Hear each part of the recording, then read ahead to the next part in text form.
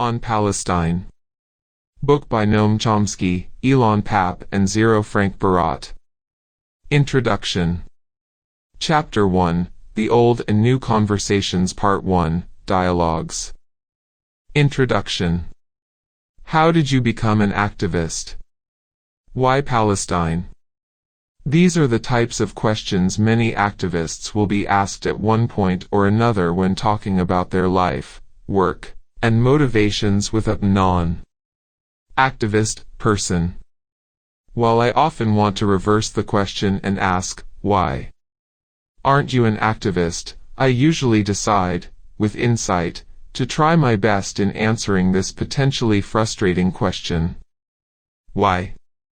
Because I think it is important to understand where the questions are coming from, and it is as important to look inside yourself, take a step back, relive your journey, pause, and realize that you too, not that long ago, may have asked the same questions of anyone engaged in working toward a better world, where equality, justice, and freedom apply to all, regardless of nationality, ethnicity, country of origin, skin color, political affiliation, or sexual orientation.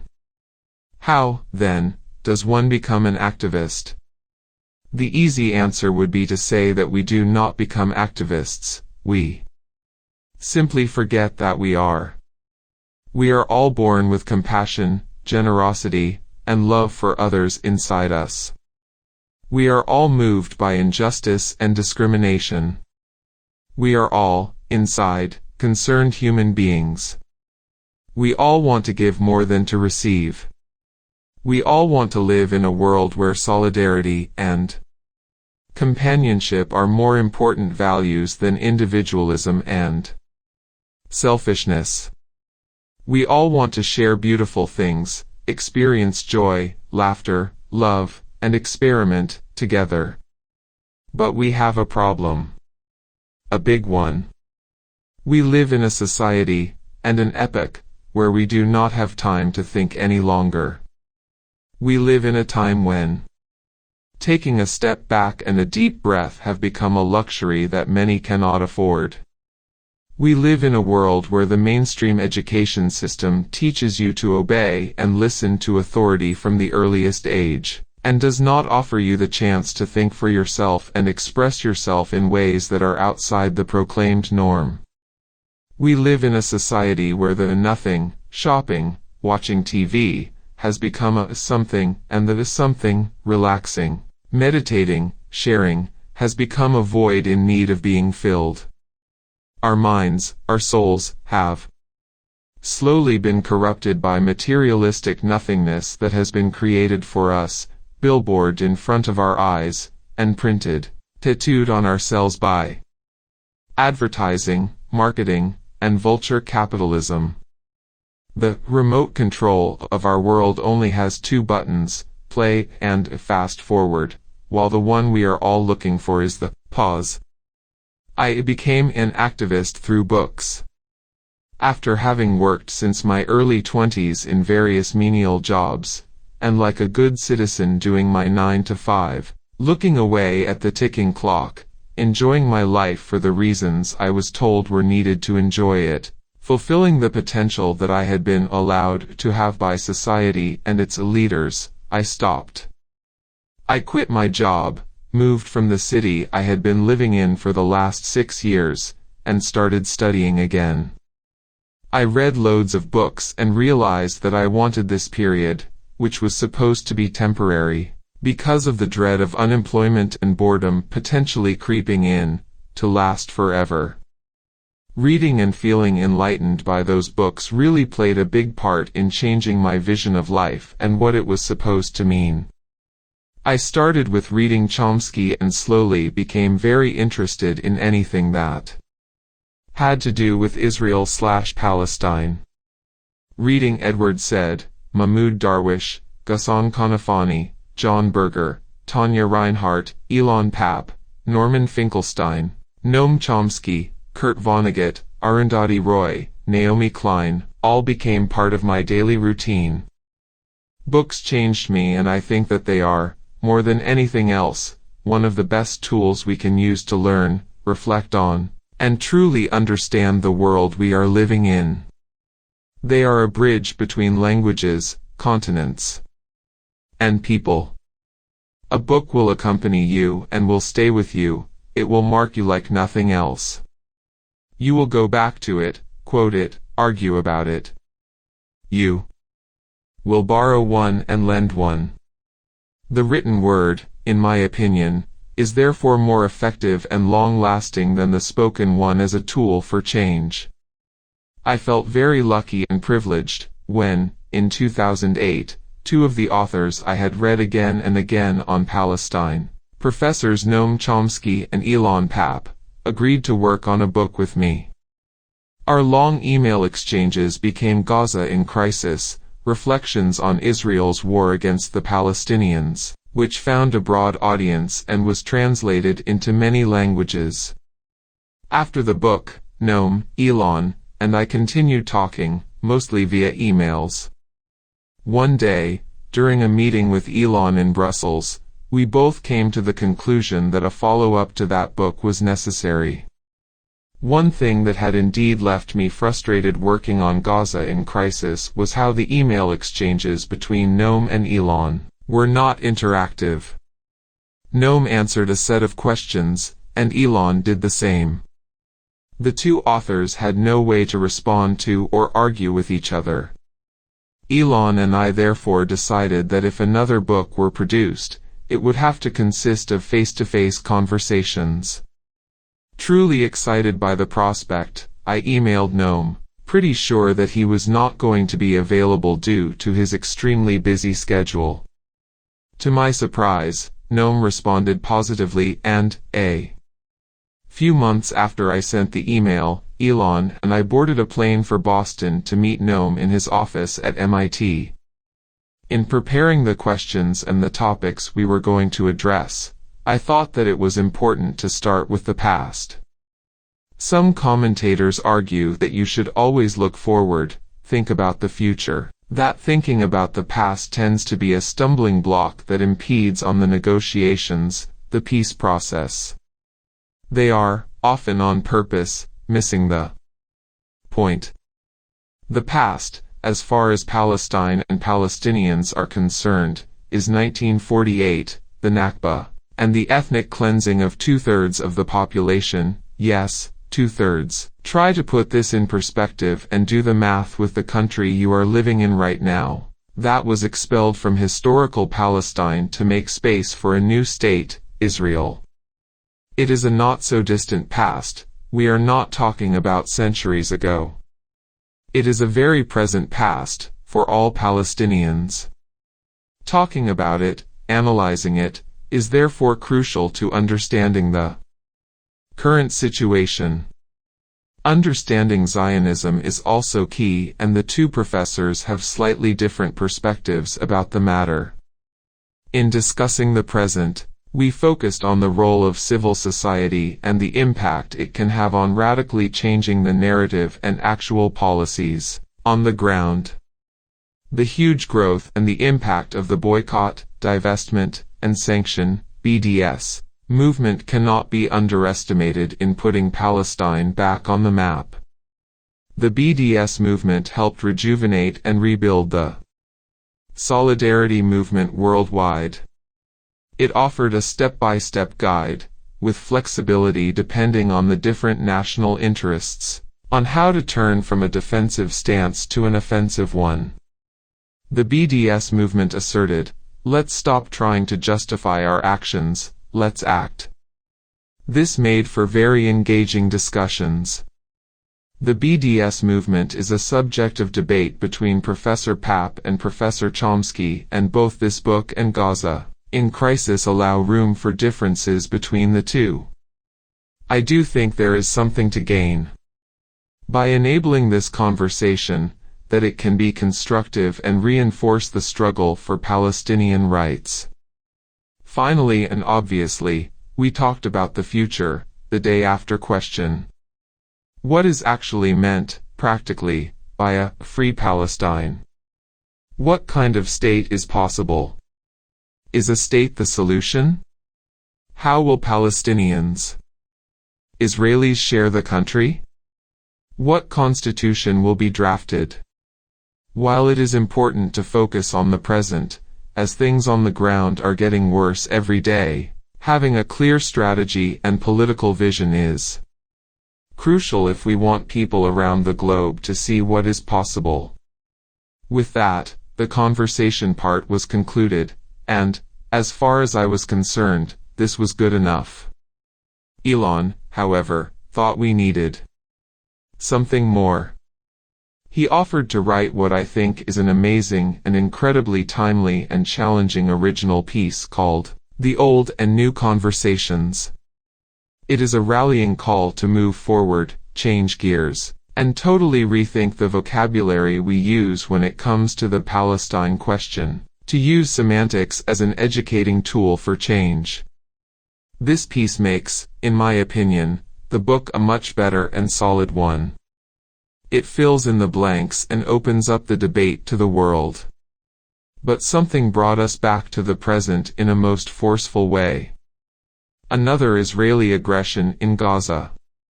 Shortly after we submitted this book to the publisher, Israel was at it again.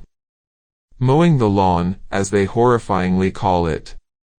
The carpet bombing of an imprisoned population by its occupier, with the support of most Western states, spurred Ilan and Noam to write additional contributions. Working on the book again while Israel was indiscriminately carpet bombing a population of 1.8 million Palestinians was often very difficult. When things are radically wrong, writing does not feel like the most obvious response for an activist. Writing while feeling extremely angry and useless often does not produce the best results. I was glad to see some of my close friends involved in civil disobedience actions all over the world. It gave me strength and faith.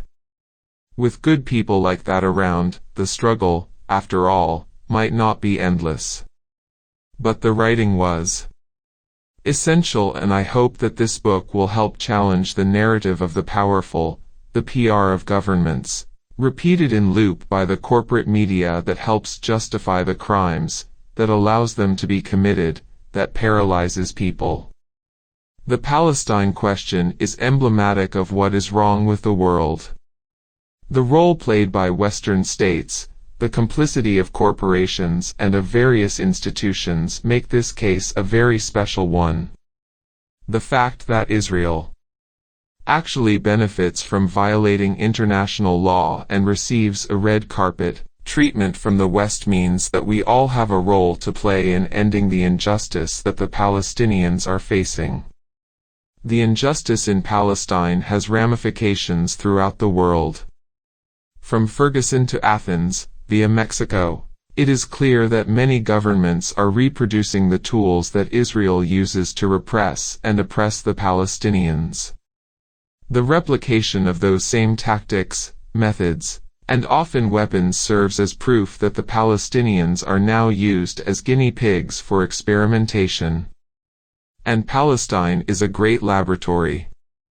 Exploring the Palestine case is therefore crucial for understanding where we stand as human beings and what we stand for.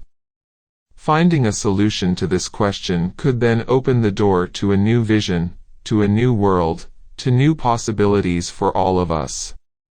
Palestine is slowly becoming global, a social issue that all movements fighting for social justice need to embrace.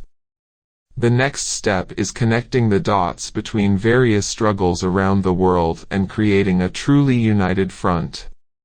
We are many. We will prevail. Frank Barat, Brussels. September 2014. Chapter 1. The Old and New Conversations. Ilan Pappé. When Frank Barat and I sat with Noam Chomsky for a long discussion about Palestine, we divided our conversation into 3 parts: a discussion on the past, focusing on understanding Zionism as a historical phenomenon; a conversation about the present, with a particular focus on the validity and desirability of applying the apartheid model to Israel, and on the efficacy of the BDS movement as a major strategy of solidarity with the Palestinian people. And finally, in talking about the future, we discussed the choice between a two-state and a one-state solution. The principal purpose of these meetings was to help us all clarify our views in light of the dramatic changes not only in Israel and Palestine in recent years but in the region as a whole. We assumed that many readers would agree with us that Chomsky's take on Palestine, at the present historical juncture, is a crucial contribution for any relevant discussion on the issue. We hope that this conversation helps to clarify the Palestine issue, specifically highlighting the possible transition that is taking place in the solidarity movement with the Palestinians, with wide implications for the struggle from within Israel/Palestine. We do not cover all the issues. We selected those that seemed controversial, and strove for the exchange to be a civilized one, apart from one or two less tame outbursts, for a movement that needs to be united. The fragmentation of the liberation movement itself, its apparent lack of clear leadership, and the ambiguity that characterizes the Israeli peace camp all contribute to this dissension. Nonetheless, a dialogue among those who believe in peace must be possible. We seem to be in the midst of a transition from an old conversation about Palestine to a new one. I myself feel very comfortable in the new conversation but would not like to lose the comrades who are still happier in the older one. So here, in the first part of this book, I aim to delineate the two conversations before engaging in a conversation with Noam on the issues that are at the heart of the matter. The old peace orthodoxy and its challengers. The need to look for a new conversation about Palestine stems first and foremost from the dramatic changes on the ground in recent years. These developments are likely familiar to most of our readers, and I will summarize them in the most updated form possible toward the end of this essay and assess their impact on the future conversation. But I think the search for new ideas, and maybe even for a new language, about Palestine emerged out of a longer-term crisis. The crisis was characterized by the inability to translate impressive gains outside of Palestine, especially in transforming world public opinion about it, into tangible changes on the ground. The new search is an attempt to deal with several gaps and paradoxes that haunt the solidarity movement with Palestine. As a result of this obstacle, these days the ever-growing camp of activists for peace and justice in Palestine is facing several paradoxes that are hard to reconcile. Let me first consider these paradoxes and then suggest a way forward both through my own analysis, the analyses of others, and finally through a conversation with Chomsky. The first paradox is the gap between the dramatic change in world public opinion on the issue of Palestine on the one hand, and the continued support from the political and economic elites in the West for the Jewish state on the other, and hence the lack of any impact of that change on the reality on the ground. Activists for the cause of Palestine sense rightly that their message of justice and their basic understanding of the grave situation in Israel and Palestine are now widely accepted in the world, but yet this has not alleviated the Palestinians' sufferings wherever they are. While in the past, the activists could have attributed this gap to a measure of sophistication behind the Israeli actions that hid well the uncanny, and quite often criminal, Israeli policies, this could not have been the case in our century. The successive Israeli governments since the beginning of this century rendered any sophisticated analysis of Israel quite redundant. These days, it is very easy to expose not only the Israeli policy but also the racist ideology behind it. The activists' efforts and this deplorable policy produced a dramatic shift in Western, including American, public opinion. But so far this shift has failed to reach the upper echelons of society, and therefore on the ground Israel continues, unabated and uninterrupted, its policies of dispossession and does not seem to be paying a price for its policies.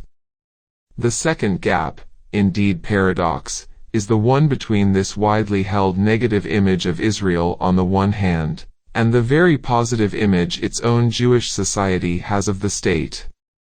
Israel's relative economic prosperity still promises that the most isolated state in the Organization for Economic Cooperation and Development is regarded by its own Jewish citizens as a thriving state that has ended the Arab-Israeli conflict and has only to struggle with residues of the Western war against terrorism in the form of Hamas and Hezbollah, but even that is not deemed a crucial issue in the wake of the Arab Spring.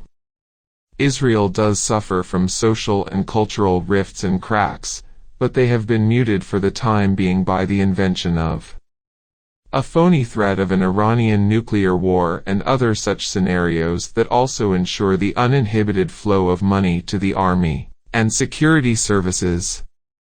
This sense of success, of course, is not shared by the Palestinian citizens of Israel in the Galilee and the Al-Naqab, the Negev, who continue to suffer from expropriation of their land and demolition of their houses and are exposed to a new set of racist laws that undermine their most essential and elementary rights. The Palestinians in the West Bank are still humiliated on a daily basis at checkpoints, arrested without trial, losing their lands to settlers and the Israeli Land Authority, and barred from traveling to nearby villages and towns due to the systems of apartheid walls and barriers that encircle their homes. Those who try pay with their lives or are arrested. And the people of Gaza are still subjected to the barbaric combination of siege and bombardment and shooting in the biggest open human jail upon earth. And of course one should not forget that millions of Palestinian refugees still languish in camps while their right of return seems to be totally ignored by the global powers that be.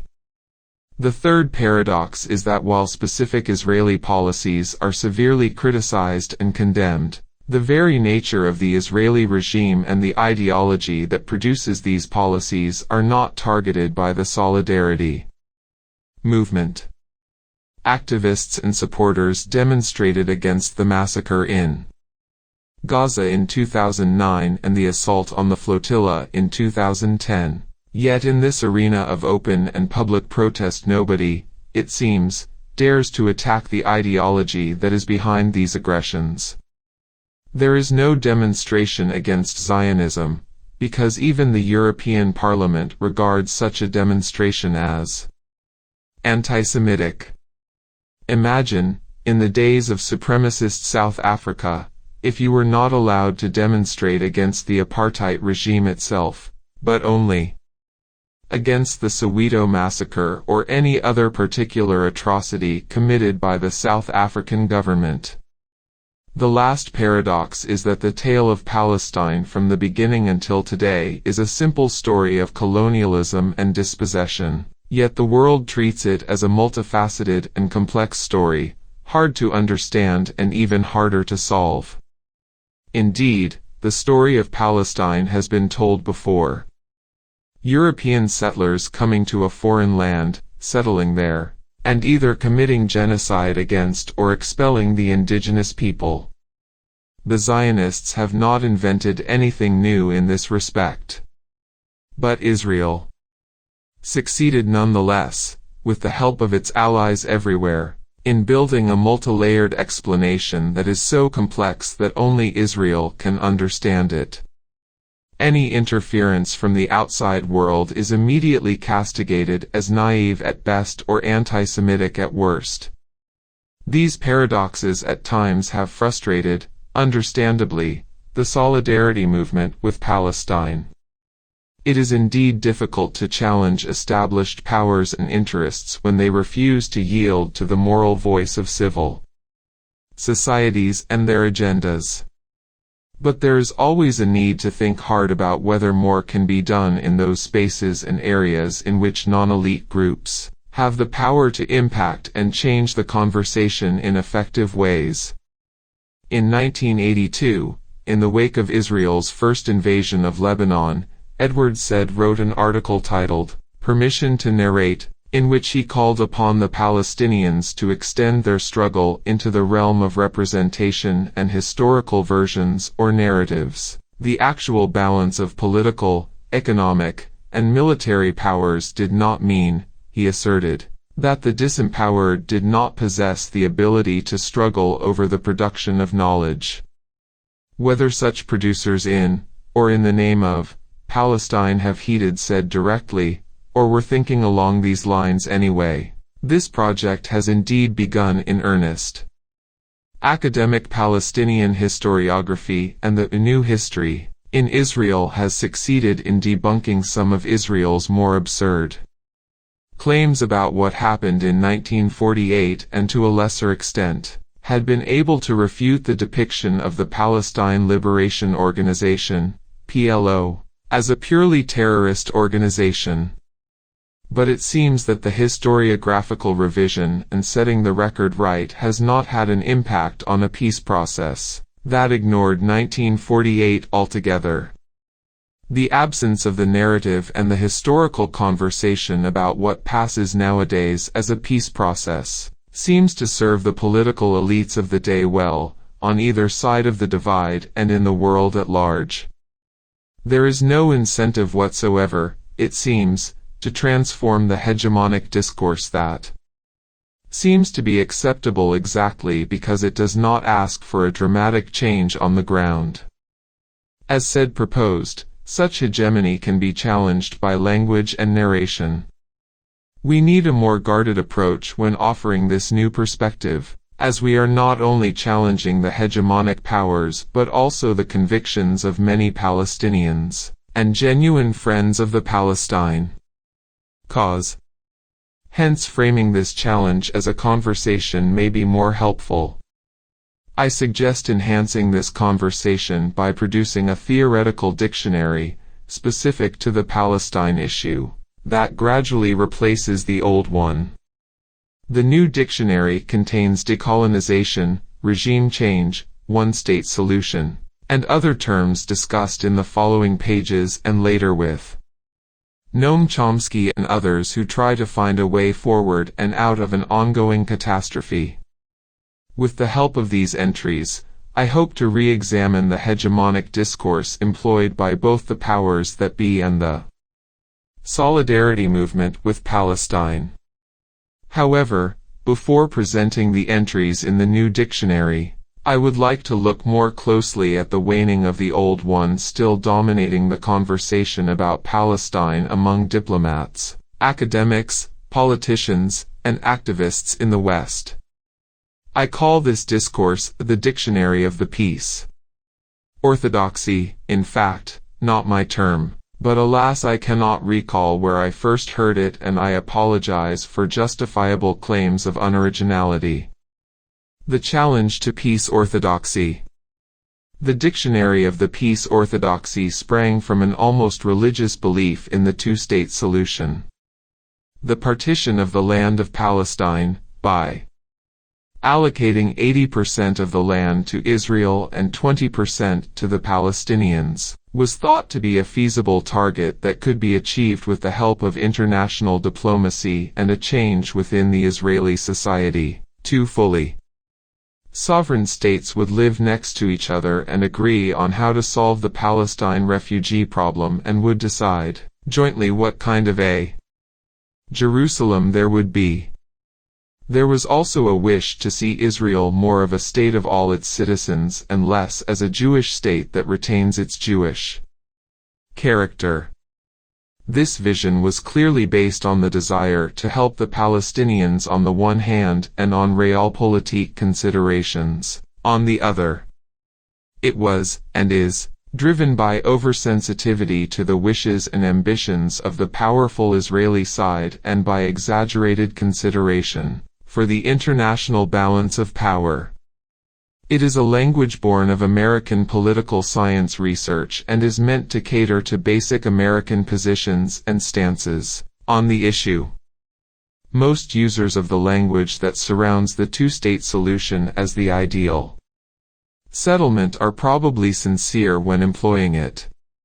This language has helped Western diplomats and politicians remain ineffective, either out of will or necessity, in the face of continuing Israeli oppression.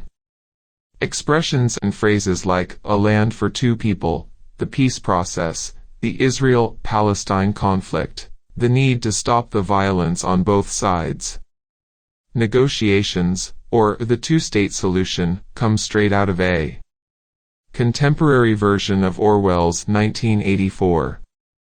Yet this language is advanced even by people who would find this kind of a settlement morally repugnant, as Noam Chomsky has succinctly put it in the conversation in this book, and unsatisfactory, but who see no other realistic way to bring an end to the oppressive Israeli occupation in the West Bank and the siege on the Gaza Strip. The hegemonic language in the corridors of power in the West and among the Israeli and Palestinian politicians on the ground in Palestine is still that discourse based on the old dictionary.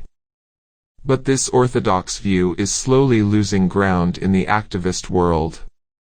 Granted, the official peace camp in Israel and the liberal Zionist organizations worldwide still subscribe to the view, as do leftist politicians in Europe.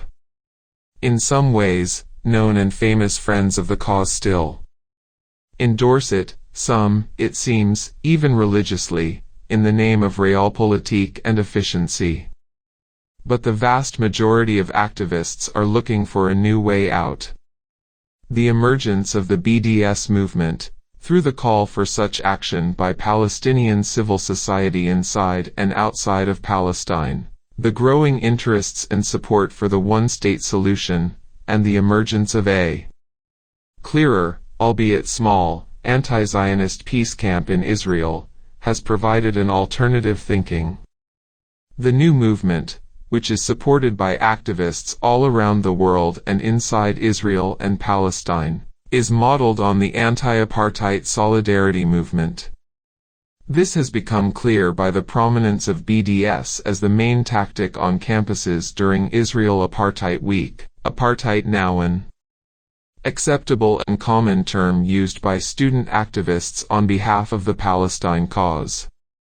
This has been followed recently by a scholarly attempt to widen the comparative research on the two case studies, Apartheid South Africa and Israel/Palestine, within the paradigm of settler colonialism. Settler colonialism is a conceptual fine-tuning on the theories and histories of colonialism. Settler movements that sought a new life and identity in already inhabited countries were not unique to Palestine. In the Americas, in the southern tip of Africa, and in Australia and New Zealand, white settlers destroyed the local population by various means, foremost among them genocide, to recreate themselves as the owners of the country and reinvent themselves as its native population. The application of this definition, settler colonialism, to the case of Zionism is now quite common in the academic world and has politically enabled activists to see more clearly the resemblance of the case of Israel and Palestine to South Africa and to equate the fate of the Palestinians with that of the Native Americans. This new model highlights the significant points of difference between the peace orthodoxy and the new movement. The new movement relates to the whole of historical Palestine as the land that needs support and change. In this view, the whole of Palestine is an area that was and is colonized and occupied in one way or another by Israel, and in that area Palestinians are subject to various legal and oppressive regimes emanating from the same ideological source, Zionism. It stresses particularly the link between the ideology and Israel's current positions on demography and race as the major obstacle for peace and reconciliation in Israel and Palestine. Today it is an easier task to illustrate this fresh point of view.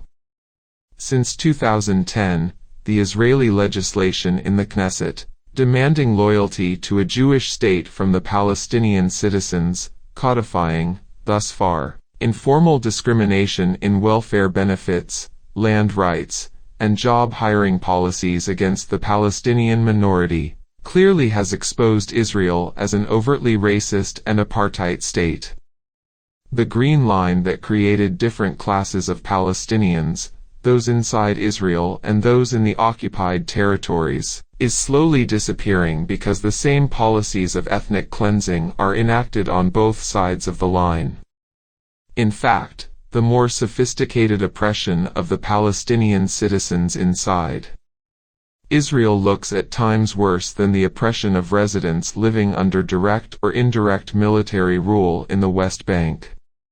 Finally, the new movement does not shy away from pushing forward a solution that is not the preferred one in the eyes of either the Israelis, the Palestinian Authority, PA, or the political elites of the West, the one-state solution.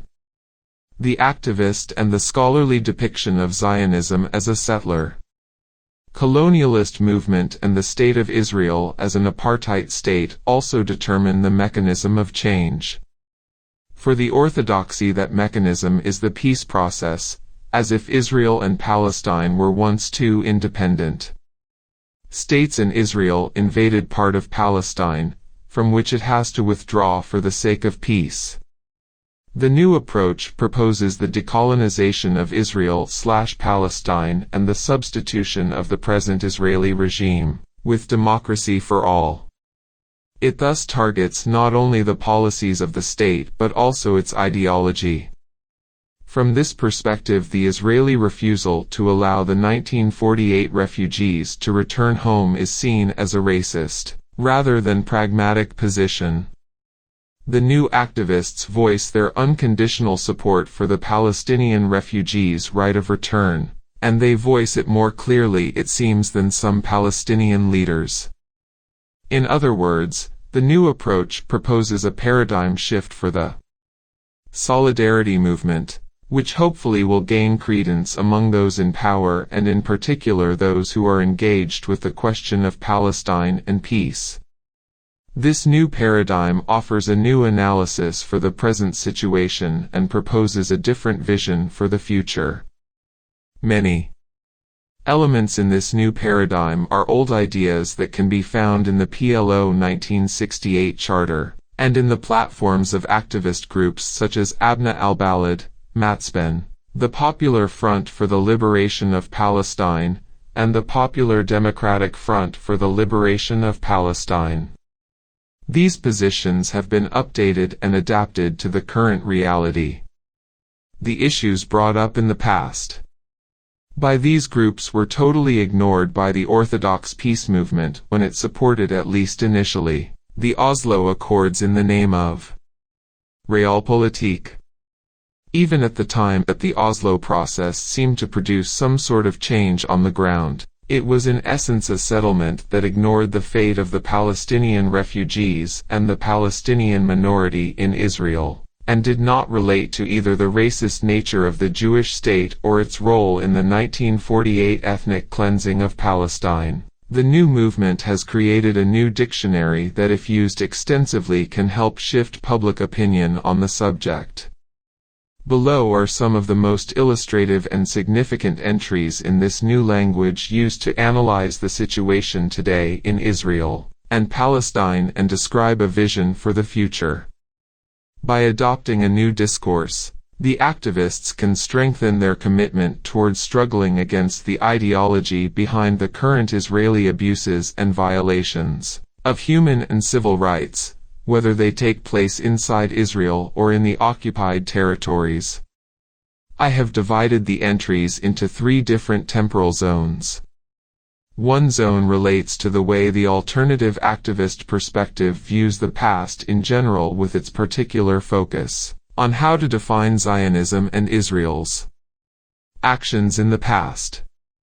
The second zone relates to the new definition of Israel today, mainly as an apartheid state, and the implications for activism, in particular outside of Israel and Palestine, of such a definition. This sparks a very relevant conversation about the importance and role of the BDS movement, and the various Israel Apartheid Weeks held on campuses around the world. The third zone relates to the future. What are the alternatives to the dismal and ineffective attempts to move the peace process forward on the basis of a two-state solution?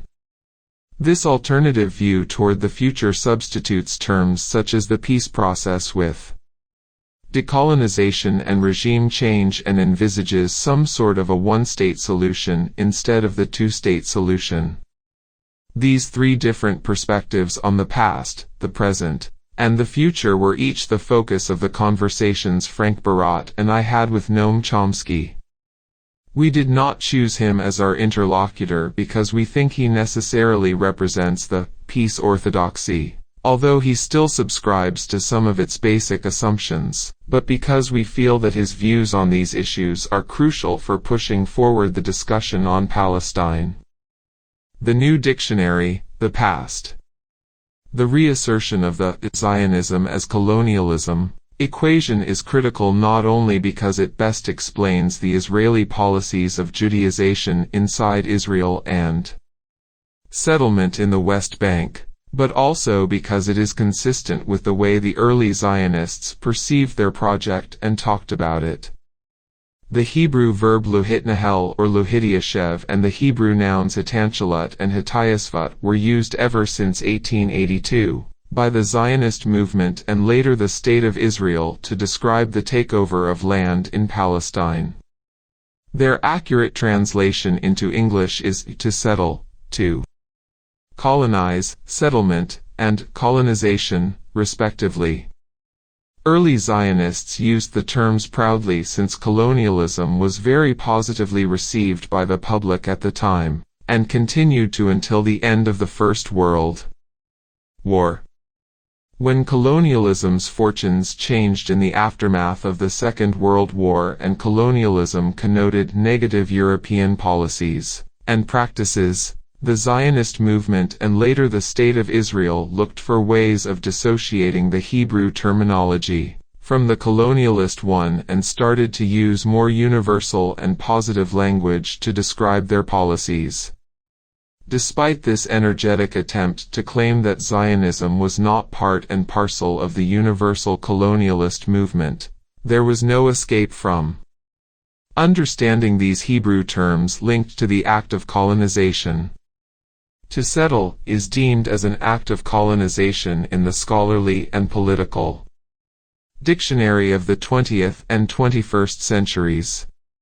So there is no way out of it, even if the Zionist movement and later the State of Israel did not regard the expropriation of Palestine's land, quite often accompanied by dispossession of the natives, as an act of colonizing. Everyone else did. The analysis through the colonialist perspective also challenges the Israeli claim of complexity, now desperately used by Israeli scholars to fend off the inevitable comparison between the situations in Palestine and in South Africa. The historical timeline is indeed unusual. It involves a 19th-century colonialist project extended into the 21st century. But the features and solutions for this project are not unique. It is a simple rather than complex narrative.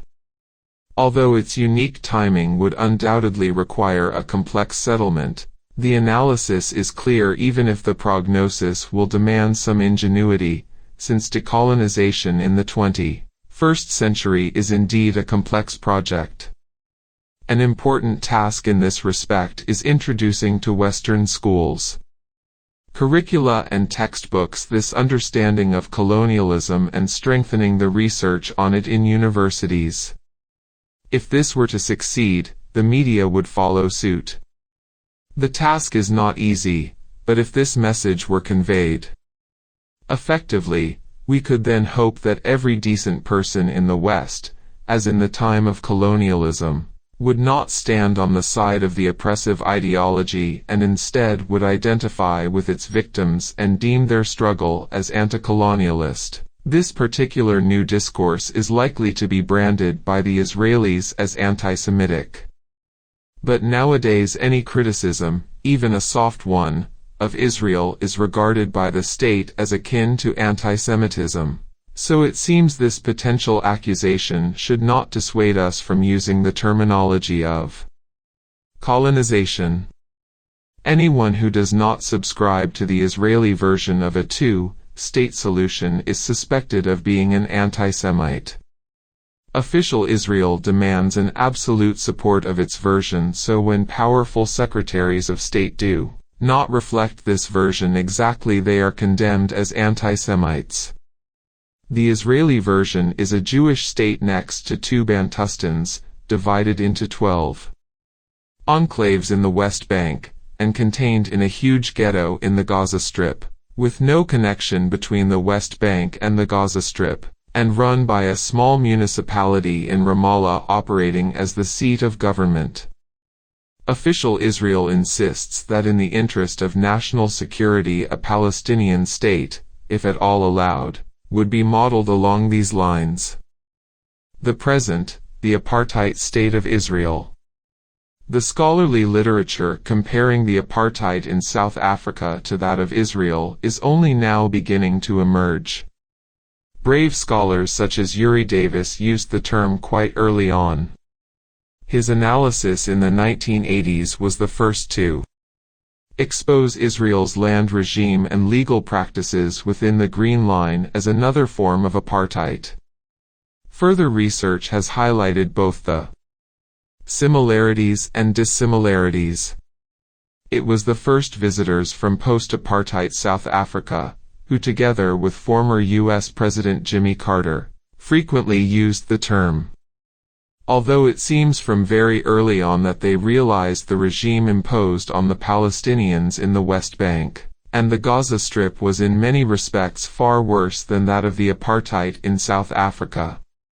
The most recent research has noted how uniform Israeli legal, economic, and cultural policies have become on both sides of the Green Line.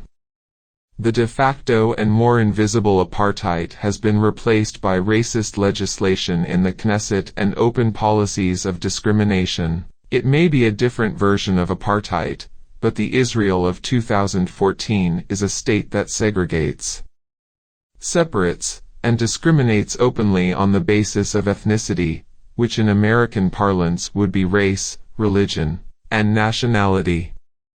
Since the reference to apartheid has become common in the corridors of power as well as among activists, one can see why the inventive group of activists in Canada who initiated Israel Apartheid Week on their own university campus, inspired so many others in the world to follow suit.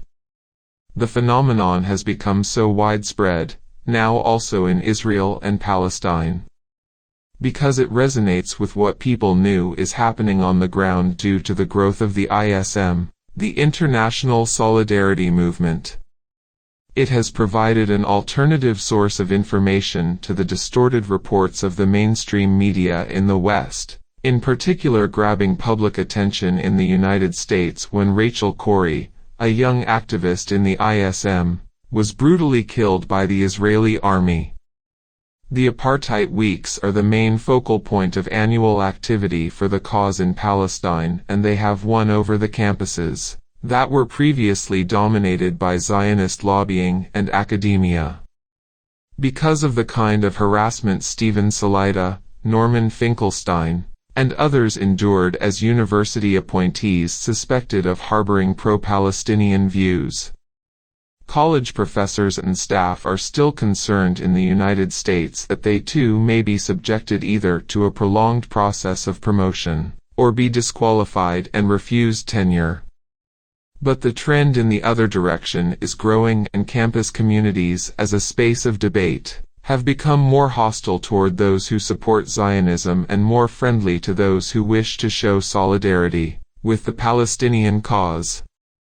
This has not transformed yet into support from university administrations, But the tide is definitely moving in the right direction. The analysis of Israel as an apartheid state that resembles South Africa during its worst moment has produced another prognosis, that is, diametrically opposed to the raison d'etre of the peace process. Most of the whites in South Africa were still quite racist when their regime of oppression collapsed, which means that change did not come because they were transformed from within the country. They were forced to change by the African National Congress (ANC) struggle and international pressure. While activists still struggle in and outside of Palestine to emulate the unity and power of representation the ANC enjoyed, they can more easily see how to manage a campaign of pressure from the outside inspired by the anti-apartheid movement with South Africa. The new basis for such activity is a realization that the change will not come from within Israel. This is how the BDS campaign was born, out of a call from Palestinian civil society to pressure Israel through these means until it respects the human and civil rights of Palestinians wherever they are.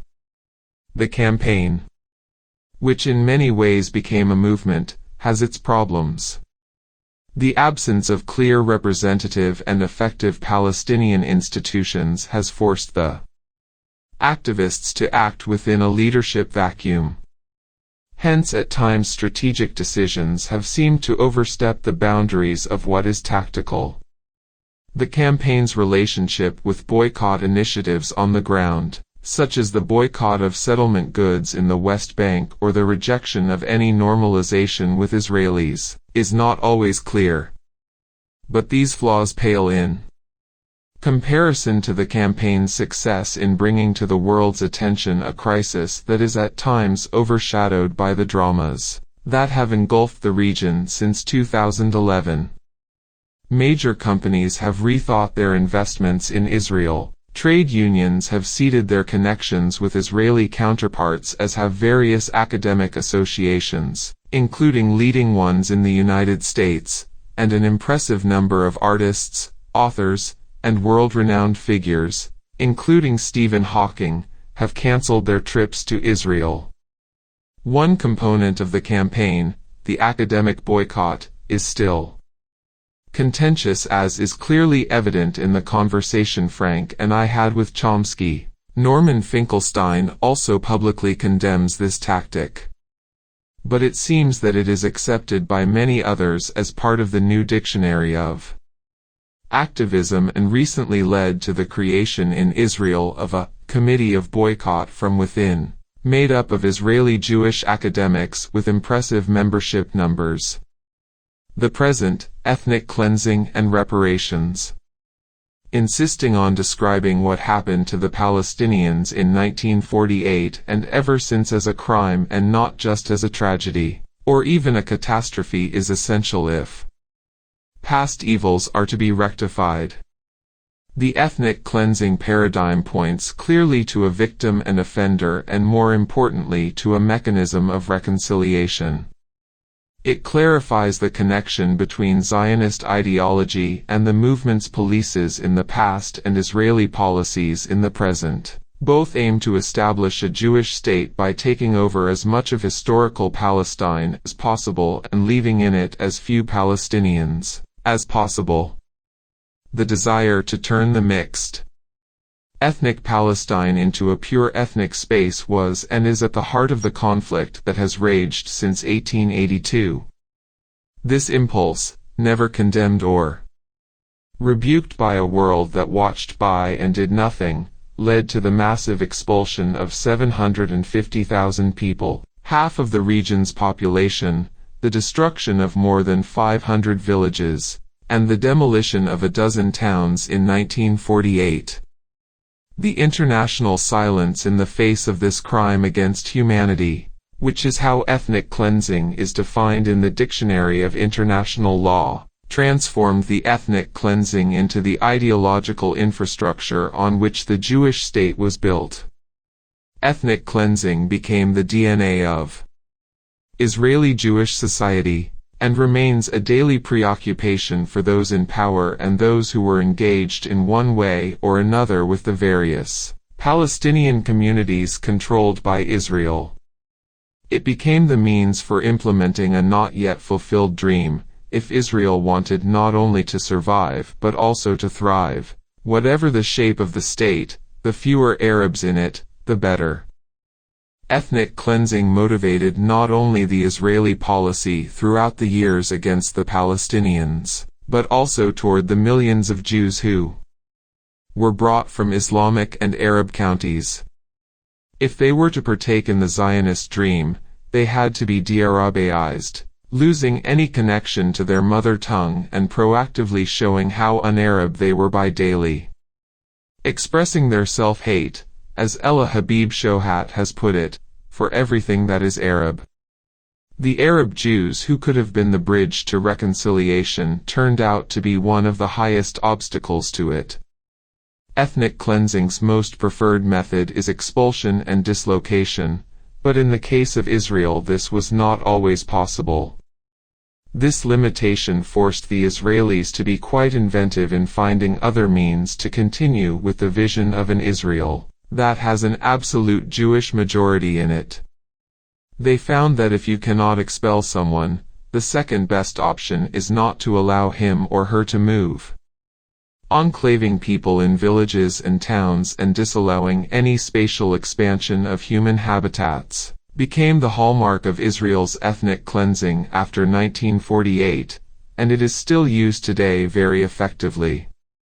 When asked to explain why one new Palestinian village or town was not allowed to be built between the River Jordan and the Mediterranean, a prohibition benefiting the other ethnic group that today constitutes half of Palestine's population, the official Israeli line is that Palestinians do not need the same space as Jews do and are quite happy to be stuck in their homes without free access to green spaces around them. In the past, any short aerial tour over the West Bank would have shown you how Palestinian villages used to look.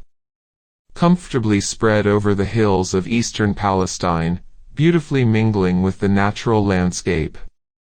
But they have been gradually strangulated, especially if they lie in the vicinity of Jewish settlements or are locked between them, as is the case in the Galilee.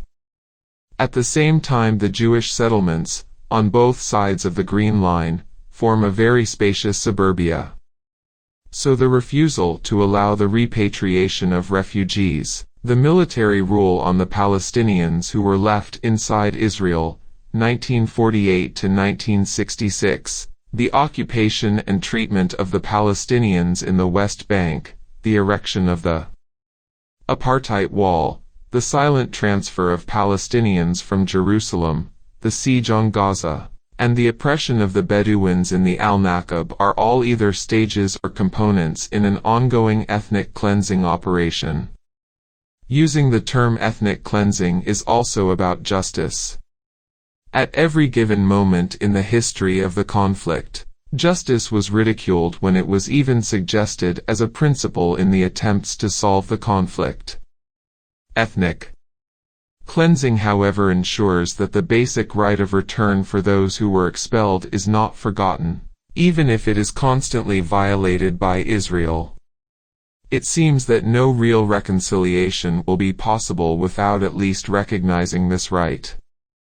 A new dictionary of activism is based on applying the universal concepts advanced by reparations to the case of the Palestinian refugees. The international community has long ago established the mechanism for treating the victims of ethnic cleansing, and reparations is often used as the remedy and solution. Reparations here exist in a spectrum of possibilities to allow the victims and the victimizers to build a new life. These possibilities include the physical return of those who survived ethnic cleansing or financial compensation to those survivors who wish to build a new life elsewhere. It also includes mechanisms for reintroducing the victims in the country's historical accounts and retrieving their cultural assets, The major point of all these mechanisms is that it is up to the victims of the ethnic cleansing to decide individually which reparation they would prefer. But there is more at stake here than just defining and properly conceptualizing the reparation paradigm as part of the new recommended dictionary. The idea of reparations, and in particular the right of the refugees to return, is rarely questioned in any other conflict in the world, apart from Palestine. The European Union and the U.S. State Department have a principled position on refugees that accepts without any hesitations or qualifications the right of people to return to their homes after fighting has subsided. The United Nations has a similar universal position and made a concrete decision on the right of the Palestinian refugees to return unconditionally to their homes when it adopted Resolution 194 in December 1948. It was adopted by the same UN General Assembly that decided on the partition plan and the creation of the Jewish state. So putting the right of return at the very heart of any future solution is not a revolutionary idea that asks the Western world to betray its principles or adopt a unique exceptional attitude. On the contrary, it requires the Western world to be loyal to its principles and not exclude the Palestinians from the application of those principles. Yet the old peace orthodoxy abandoned these basic human principles and did not even think of fighting for them. Well, the new movement does and will put them at the center of its struggle as long as the last refugee wishes to return. The Al Jazeera Palestine Papers leak exposed how far the Palestine Authority was willing to go in order to appease the Israelis.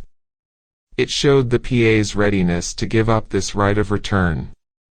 The new realities described at the end of this section reveal the emergence of a new political elite in Palestine that may have a different view on the issue.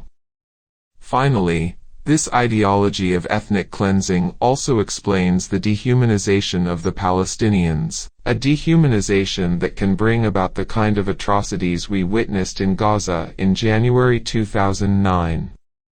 This dehumanization is the bitter fruit of the moral corruption that the militarization of the Jewish society bore in Israel. The Palestinians are a military target, a security risk, and a demographic bomb.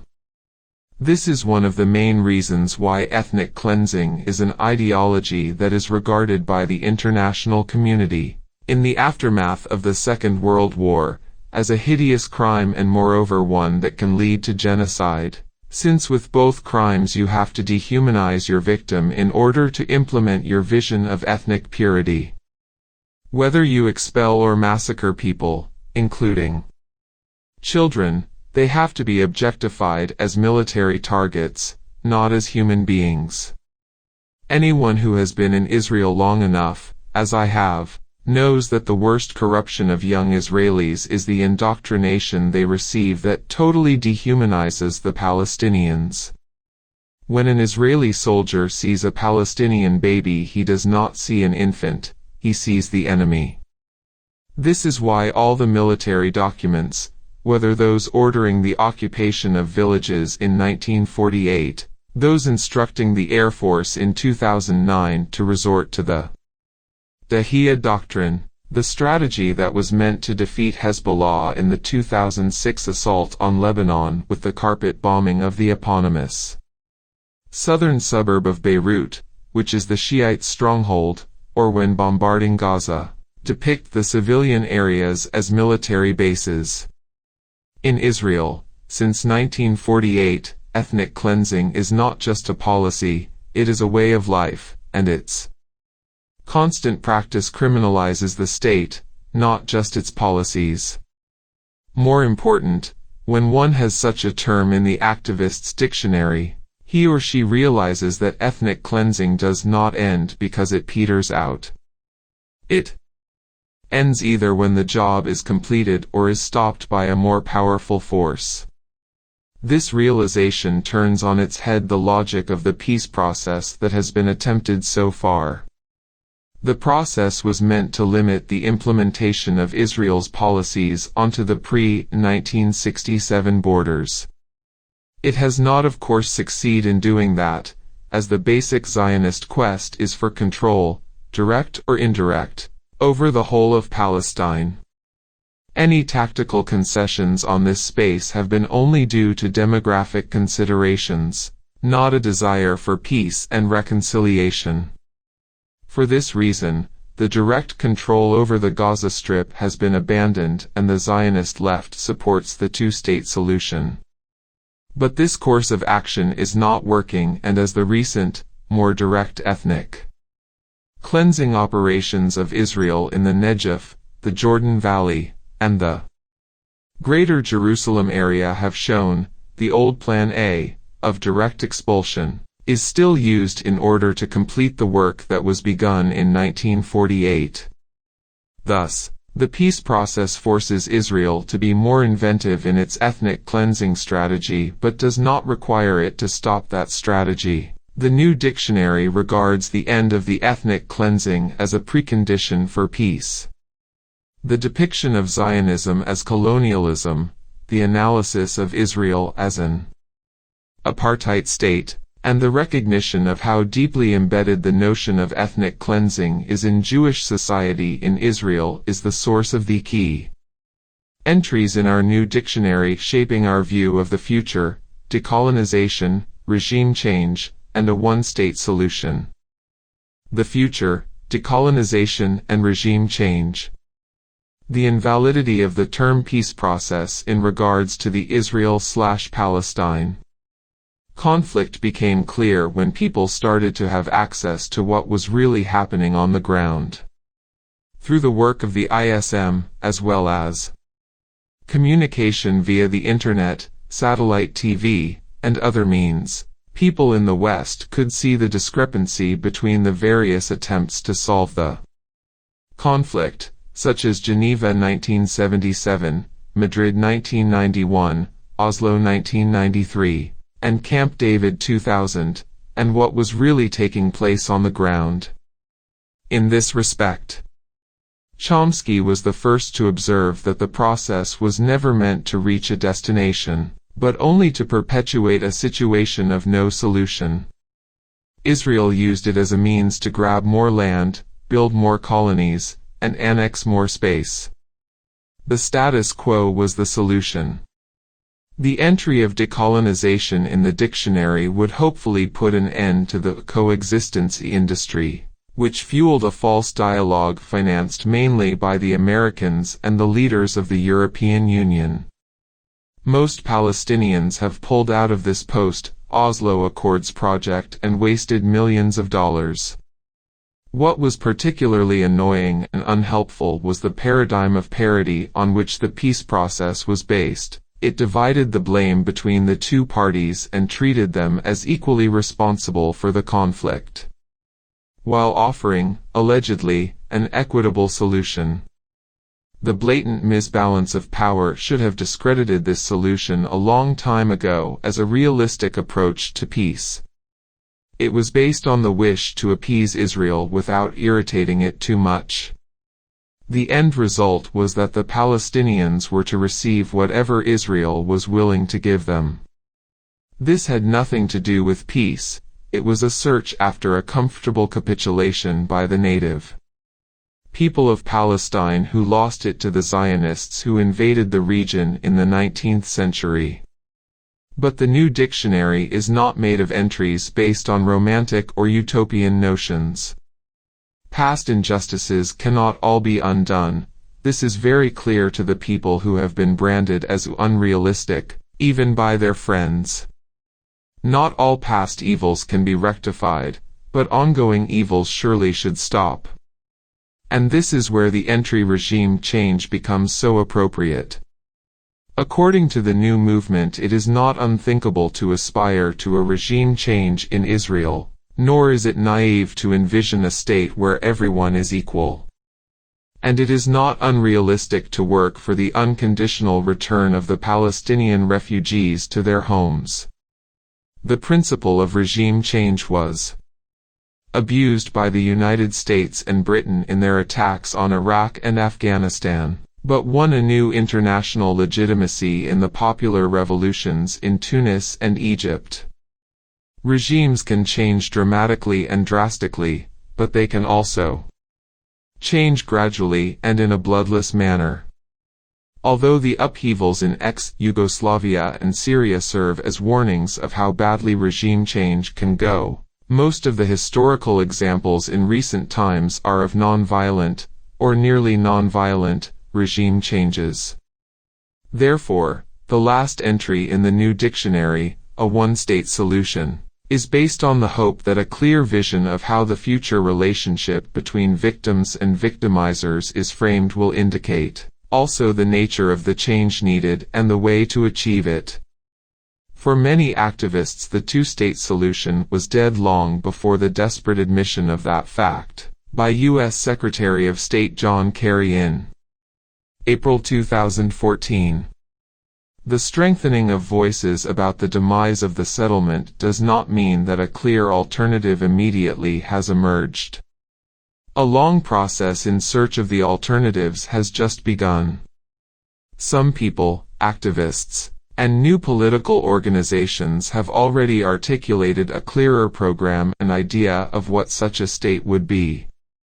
Their views are based both on old ideas that were developed in the past and their own new inputs. Others are still groping in the dark. But the journey has commenced. Preliminary milestones of this journey have been achieved. The first milestone was the reconceptualization of Israel and Palestine as one country, not two present or future states. Palestine became once more a country called Palestine and not just a geopolitical reality called Israel and the occupied territories. And it is in this space that the new dictionary needs additional entries to clarify how people who live in Palestine, and those who were expelled from it, could live as equals and even live in ways better than in other parts of the Middle East, maybe even better than in some parts of Europe. A second milestone, which was particularly crucial, as again can be gleaned from the conversation with Chomsky in the second part of this book, was the refutation of the allegation that the one-state vision denies Israel's right to exist. The new movement of activists does not possess the power to eliminate states, nor are they interested in doing so. Israel has the power to eliminate states, the peace movement does not. But it does have the moral power to question the ideology and ethical validity of the state, and the destructive impact it had through the expulsion of half the country's population.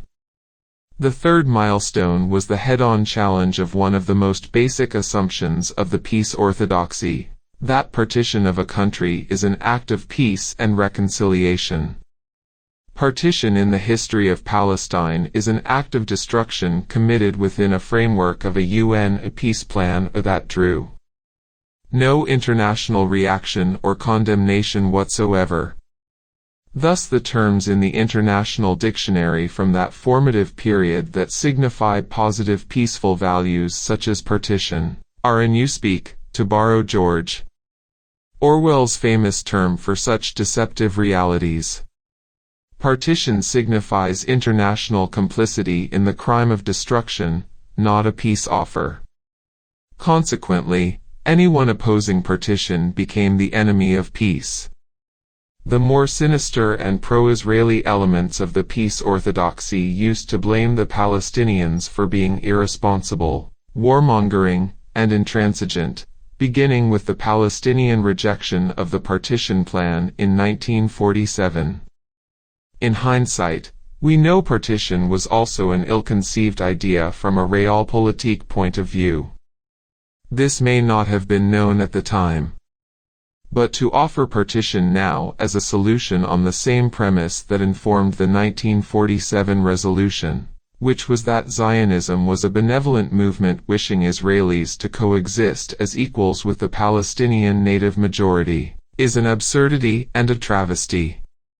The continued adherence to the interpretation Zionism gave to partition, and liberal Zionism very recently gave to the Oslo process, corrupts every human and humane value cherished in the West.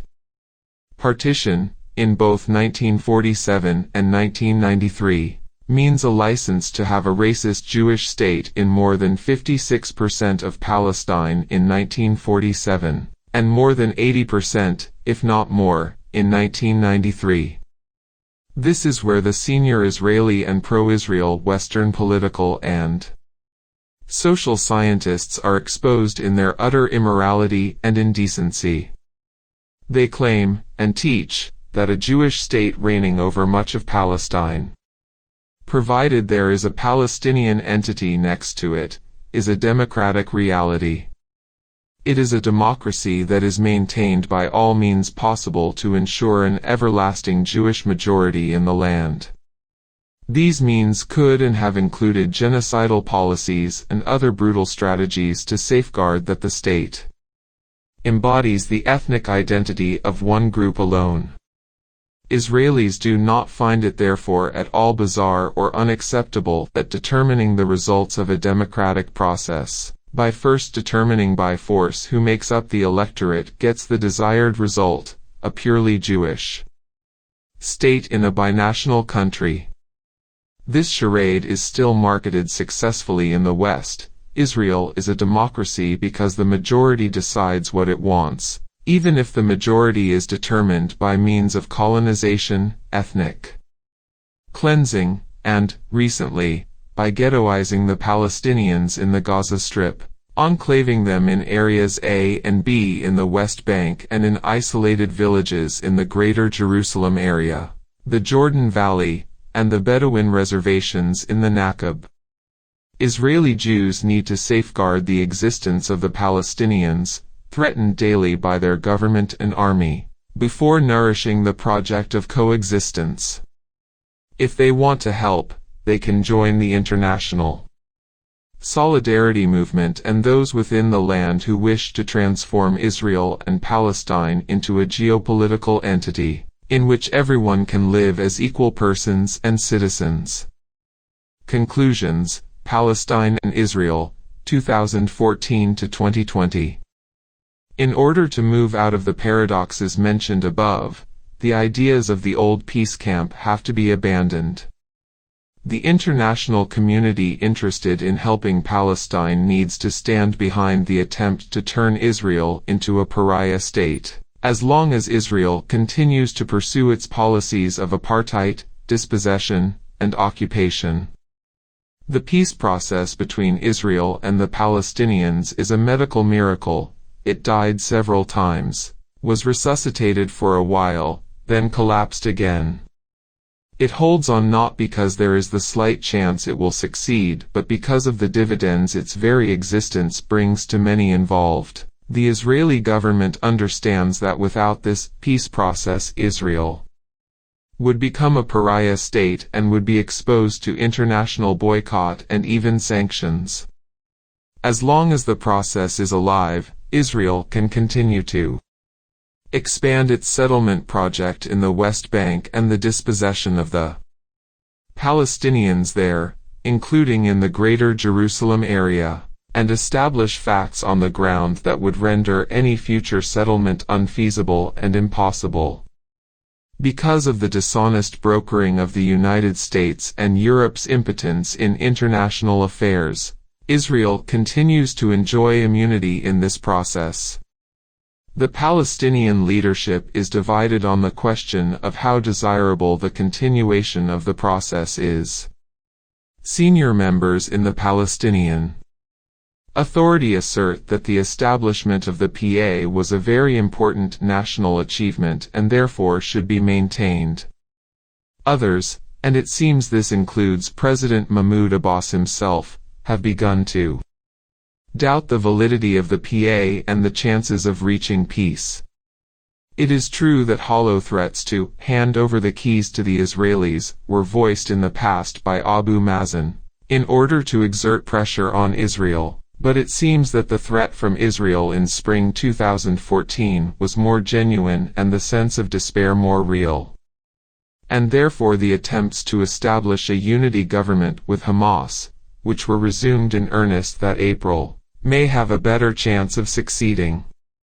The new efforts at unity were just one indication that quite a few of those who supported the process in the past, and those who have been observers, have prepared themselves for the eventuality that the medical miracle would not repeat itself and the dead would not be resurrected.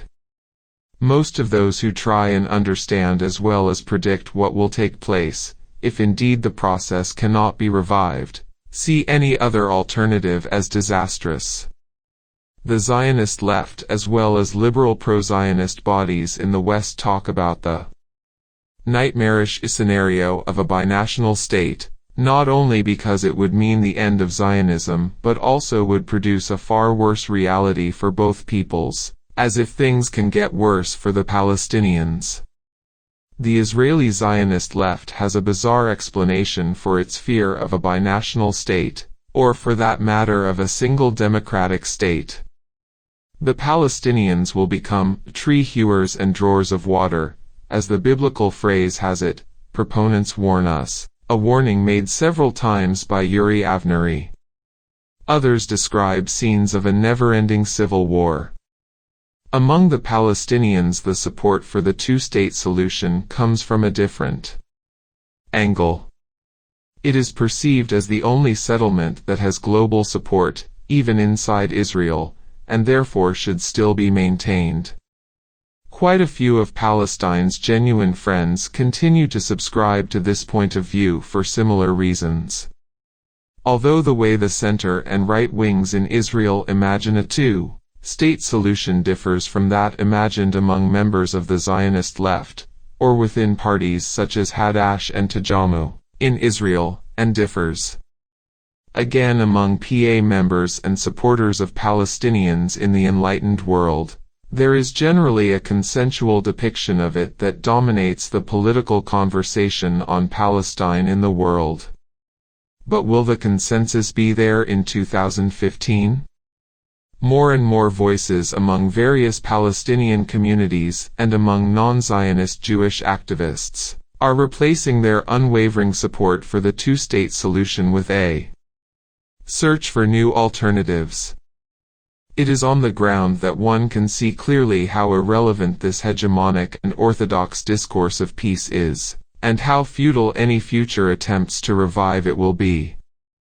The Zionist left has disappeared from the political scene in Israel for all intents and purposes, and thus the only viable political alternatives are either a coalition between the right and a secular center or a coalition between the right and ultra-Orthodox Jews. The emergence of a new and left-leaning political force in Israel does not seem likely at this time.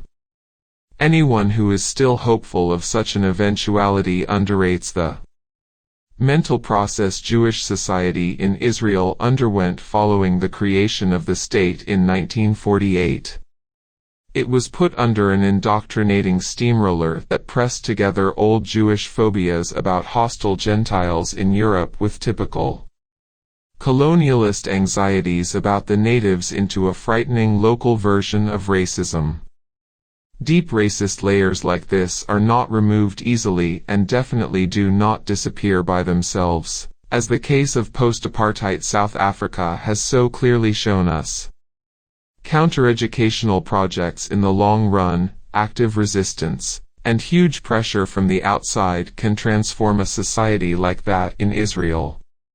However, counter-education is a very long process, and the immediate dangers emanating from the collapse of the diplomatic effort have such destructive potential that they would render these educational efforts useless.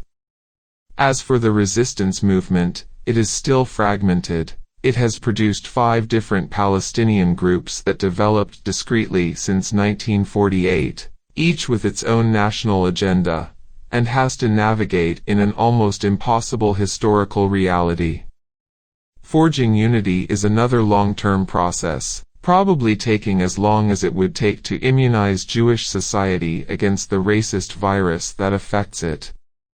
The BDS movement, with all its incredible achievements, and there are many, has still not affected the political elites in the West who are still providing Israel with immunity for its actions and policies. In spite of positive developments, a few brave Israelis seek to confront their society's racism in all its political manifestations. A systematic policy of ethnic cleansing in the Negev, Jaffa, Acre, Nazareth, East Jerusalem, the Jordan Valley, and south of the Hebron Mountains, and its constitutional manifestations, a racist wave of legislation in the Knesset.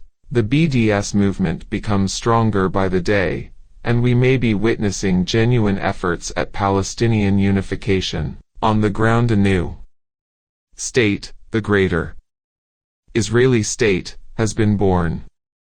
This state has nearly completed the annexation of Area C in the West Bank and offers the Palestinians in Areas A and B incarceration in cages if they do not resist the new state, or the threat that they will be treated like the population in Gaza if they do resist. This model is offered to the Palestinian people throughout the new state. In cages there is no room for spatial expansion, no resources for development and progress, and an absolute prohibition on resisting this new vision of a greater Israeli state. Whoever follows the index of racism and democracy in Israel recognizes this is a creeping reality, a slide toward an age of more racist legislation, expanded projects of Judaization, and an alarming increase in attacks on Palestinians under the slogan Tag Me Here, price tag, that consists of the daily destruction of Palestinian property and holy places. In the new Greater Israel, impotent local Palestinian councils and uninterested police forces watch helplessly as organized crime takes over the more deprived Palestinian neighborhoods and villages between the River Jordan and the Mediterranean, fed by the poverty and unemployment that has reached unprecedented levels.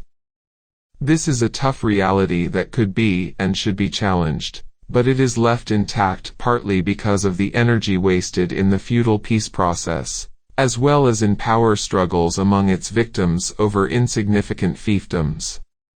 Today, in 3 areas a new conversation has to commence that addresses, rather than ignores, the reality. The first area is the overall Israeli policy that has obscured the Green Line, already in existence for many years, and which basically treats all the Palestinians in the same way. There are still advantages for Palestinians who are citizens of the State of Israel, but these seem to disappear as the years go by. As mentioned before, this is happening not only because Israel is less interested in providing these advantages but also due to the growing recognition that a hidden apartheid system, such as the one in Israel itself, is no less oppressive than a direct occupation, in the West Bank, or prolonged siege, in the Gaza Strip. When different forms of oppression emanate from the same source, the struggle against it has to be focused. I have no illusions that in the near future we will all be guided by a clear and unified Palestinian strategy, but whoever subscribes to the importance of the Jewish-Palestinian joint struggle has to recognize a worldview that confronts the ethnic cleansing throughout all of Palestine and not just in part of it. A genuine and clear conversation about the new options instead of a dead formula is imperative at this moment in history. The reframing of the Arab-Jewish relationship over the whole land of historical Palestine is a crucial project that has to commence. Whatever one proposes in terms of the future political entity, it has to be based on full equality for whoever lives in or was expelled from the country. Each such entity or ideal future model hopefully could be developed through the existing representative bodies, and new ones that might emerge. But for the sake of some sort of progress beyond the conceptual paralysis imposed on us in the name of the two-state solution, anyone who can and wants to, on every possible stage, should offer a political, ideological, constitutional, and socio-economic structure for whoever lives in the country of Palestine, and not just in the state of Israel. The second area is the future of the Palestinian refugees. As long as this question is discussed within the framework of the old peace orthodoxy and the two-state solution discourse, it remains marginal and its solution deemed possible only as a return of refugees to the future Palestinian state. A totally different conversation about the refugee issue focuses on two subjects. The first, an analysis of the Israeli refusal to allow the return of refugees as yet another manifestation of how racist this state has become. The second, the need to consider the fate of the refugees in the light of the new refugee problem in Syria, which includes large numbers of Palestinian refugees. Within the framework of the diplomatic effort that was based on the two-state solution, Israel's determined rejection of any return was legitimized, as was the Israeli argument that return would not allow Israel to maintain a Jewish majority in the state. This international legitimacy indirectly licenses Israel to employ any means it deems necessary to maintain a significant Jewish majority in the state. In this respect, there is no difference between an Israeli position that rejects the refugees' right of return and the other Israeli projects of ethnic cleansing, be it proposing to annex Wadi Era to the West Bank, uprooting the Bedouins in the Nakab, or depopulating East Jerusalem and the Jordan Valley. Peace cannot be on the agenda of a state that exercises such policies against its own citizens. A subject associated with the refugee question is the immediate fate of the Palestinian refugees in Syria, Lebanon, Iraq, Turkey, and Jordan who fled the civil war in Syria. Israel boasts of its humanitarianism by telling the world that it admitted dozens of wounded Syrian fighters to its hospitals, but Syria's four neighbors, who have no less complicated relationships with Syria, absorbed hundreds of thousands of refugees. Even if Israel does not show any humanitarian interest in these refugees, many of whom are Palestinians, anyone who is part of the peace camp inside and outside Palestine has to highlight the linkage between the Syrian tragedy and the Palestine issue. The need to offer the old new Palestinian refugees a return to their original homeland has to be endorsed as both a humanitarian gesture and as a political act that can contribute to the end of the conflict in Israel and Palestine. The right of return in general should be placed at the heart of much of the activity inside Israel, and there are early encouraging signs that the local agenda of activists there is moving in this direction. The Nakba took place where Israel is today, not in the West Bank or the Gaza Strip. Any conversation about reconciliation with both communities should take this fact as a starting point. A preliminary step is probably recognizing at least the right of internal Palestinian refugees, about 250,000 today by conservative estimates, to return to their homes or nearby. The right of internally displaced persons to return is the issue on which the widest consensus can build inside Israel in the struggle against the ongoing ethnic cleansing. The internal refugeehood presents a testimony from the past for what, and against what, the struggle is all about. The refugees are already part of the demographic balance. How these people will return and how other refugees will return is a question that has to be at the center, and not on the margins of the public debate about Palestine in this century. The third and last area is the absence of any socialist discourse from the conversation about Palestine. This absence is one of the main reasons the so-called peace camp in Israel, and the same is true regarding the lobbyists on J Street in the United States, has no issue with neoliberalism. This worldview is not opposed to Israeli withdrawal from the occupied territories but has no position on the harsh economic and social oppression that does not distinguish between a West Bank inhabitant and an Israeli citizen. It is true that, unfortunately, some of the Jewish oppressed classes in Israel, in particular the Arab Jews, who see themselves as Jews first, subscribe to extreme racist views, but their plight is another good reason not to give up on a worldview that challenges the present economic, not just political, regime between the River Jordan and the sea. The absence of this angle also weakens our ability to understand the Oslo Accords, the creation of the PA, projects such as People to People, and the maintenance of the occupation by EU and USAID money as neoliberal projects. Economic elites supported the peace process because it was perceived to lead to an economic bonanza. The importance of insisting on a socialist worldview can be gleaned from the example of post-apartheid South Africa, which has proven so disappointing as it maintains an economic structure that still discriminates against the African community there. Those who represent institutionally, collectively, or individually this worldview have a responsibility to make sure the conversation about it will not stop at the Green Line but will relate to Palestine as a whole, and who knows, it may kick off a serious conversation about the future of the Middle East in its entirety. Heading toward 2020, we will almost probably face a racist, ultra-capitalist, and more expanded Israel still busy ethnically cleansing Palestine. There is however a good chance that such a state will become a global pariah and the people around the world will ask their leaders to act and end any relations they have with it.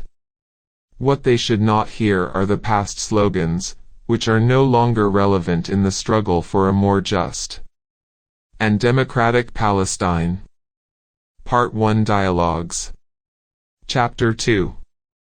The Past. Frank Barat, how important is the role of the past in understanding the present? More and more, people are asking the Palestinians to move on, to forget about the past, the Nakba of 1948, the refugees. How would you respond to that? Noam Chomsky, well, it's not just on this issue. It's quite standard for those who hold the clubs to say, forget about everything that happened and let's just go on from here. In other words, I've got what I want, and you forget what your concerns are. I'll just take what I want. That's what it translates as, in this case too. To forget about the past means forgetting about the future because the past involves aspirations, hopes, many of them entirely justified, that will be dealt with in the future if you pay attention to them. It's essentially saying, let's dismiss just hopes and aspirations because we've got what we want. Ilan Pappé, I definitely agree with this. I would say that in the case of Palestine, and why we continue to receive requests to speak and give our views, the clock of destruction continues at every historical juncture at a much faster pace than our clock of ideas on how to get out of this. This stalemate continues, however, because the perception of those who manage the so-called peace process, those who interpret the reality in Palestine and Israel and claim that they know what is the right solution, is rigid and has not changed for years. At its base is a formula for peace that insists on taking the past out of the equation of peace. These peace brokers claim that the relevant past for any peace process is the moment the process begins. Anything that happened before is irrelevant for that process. So if you already have huge Jewish settlement blocks all over the West Bank, you cannot think about dismantling them. You may think about the exchange of territories but not about dismantling these settlements. So the past becomes an obstacle in the eyes of the so-called mediators, but the past is everything in the eyes of the occupied and the oppressed people. And see, I might add to that it's universal. President Obama says, well, let's forget about the crimes that were committed, the invasion of Iraq, let's just go on. In other words, let's continue the same way we've been proceeding. That's the weapon of the powerful. IP, absolutely. FB, Zionism has become a word that has many definitions and interpretations. Some people don't know what it means anymore. Could you give us an overview of what this word has meant historically? IP, as you're saying, Zionism has many interpretations. Its more neutral definition would be ideology, I suppose. Zionism is a set of ideas that inspires people to do certain things and act in accordance to them. What is important in my mind is how people in power interpret this ideology. I'm less interested in how it is interpreted by neutral scholars. I'm interested in Zionism as an ideology that has an impact on people's lives on the ground. As such, it is an ideology, and has been, since almost the beginning of the Zionist project in Palestine, that meant, in very simple terms, that Judaism as a national movement has the right and the aspirations to have as much of Palestine as possible with as few Palestinians in it as possible. Such a reality was determined as a precondition for creating new Jewish life. I think that throughout the years, when you have an institution like a state, which accepts this ideology as its ethical infrastructure, that ideology becomes even more powerful in the life of people. As such, it is not that different from other national or cultural ideologies. Its uniqueness lies elsewhere. Zionism today is an ideology of power that is quite peculiar in history as it is directed against one particular group of people. Usually ideologies have wider implications for people.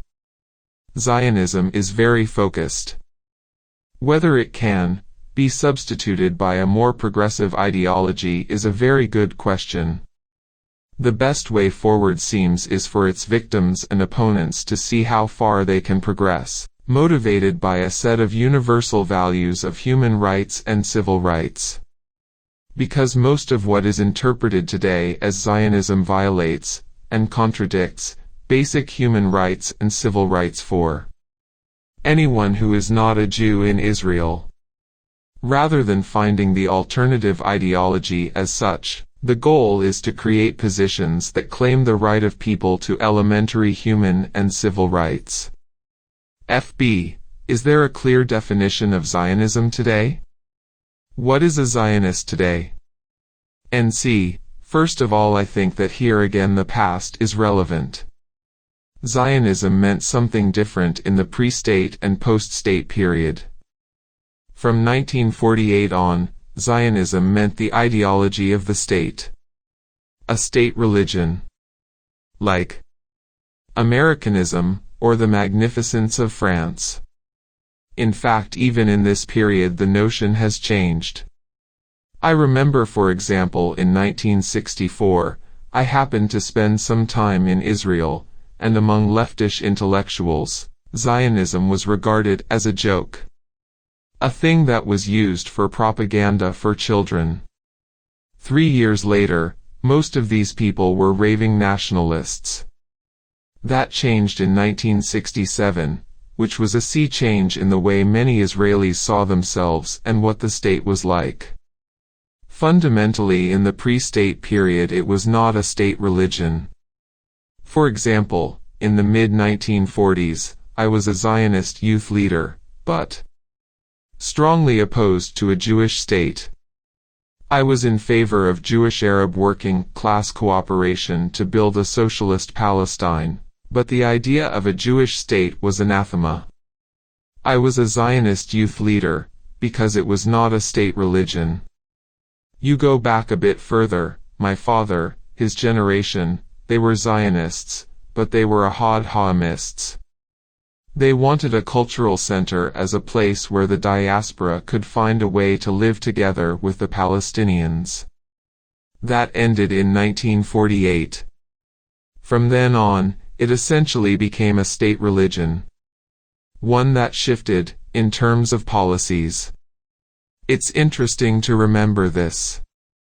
In the mid-1970s, it was clear that the Arabs were perfectly willing to make a political settlement. Syria, Egypt, and Jordan proposed a two-state settlement at the Security Council. The USA had to veto it.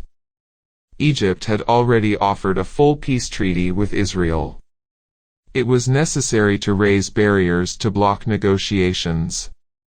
So the concept of Zionism changed. Everyone had to accept the right to exist of Israel. States do not have a right to exist. Mexico does not accept the right of the USA to exist sitting on half of Mexico.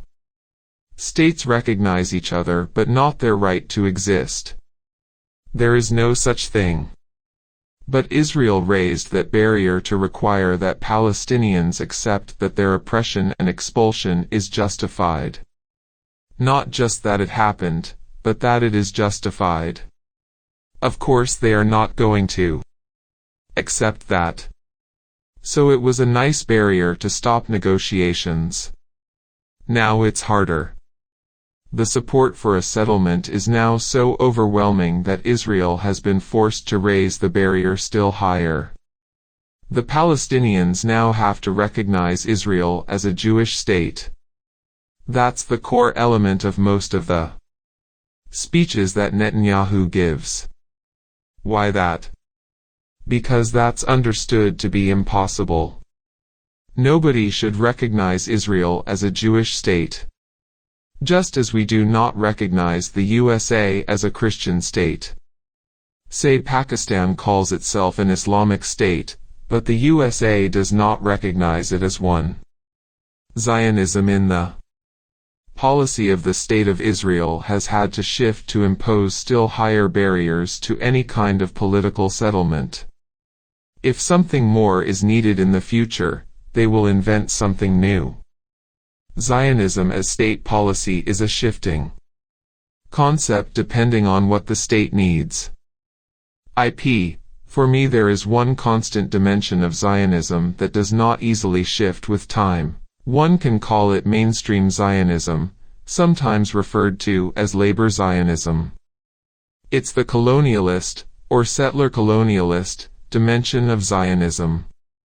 From the moment the more vague ideas of Zionism as the revival of Judaism as nationalism became the concrete project of settling in Palestine, Zionism became a settler colonialist project and still is one today. Maybe the means of colonizing Palestine are changing according to circumstances and the balance of power, but not the vision itself. Within that act of colonizing also come perceptions of the native, or the indigenous, population as being an obstacle for the success of the project. I think that this part of Zionism stays at the heart of the ideology even before the state was founded. The state just enhances the ability to colonize but does not change the vision of colonizing Palestine. Palestinian perspectives on it, however, did change with time. Noteworthy is the position of Palestinian intellectuals and leaders such as Azmi Bishara, who argues that the settlers today have a certain right and presence in Palestine. When the first wave of settlers came as Zionists, it happened at a historical moment when quite often in the history of 19th century colonialism, the local population could opt for resistance and successfully, usually in an armed struggle, push the colonizers back to their home countries. When the colonizers are already a third generation, and even succeeded in founding their own state, the native population has to strategize differently and find ways of coexisting with this generation of Colonizers.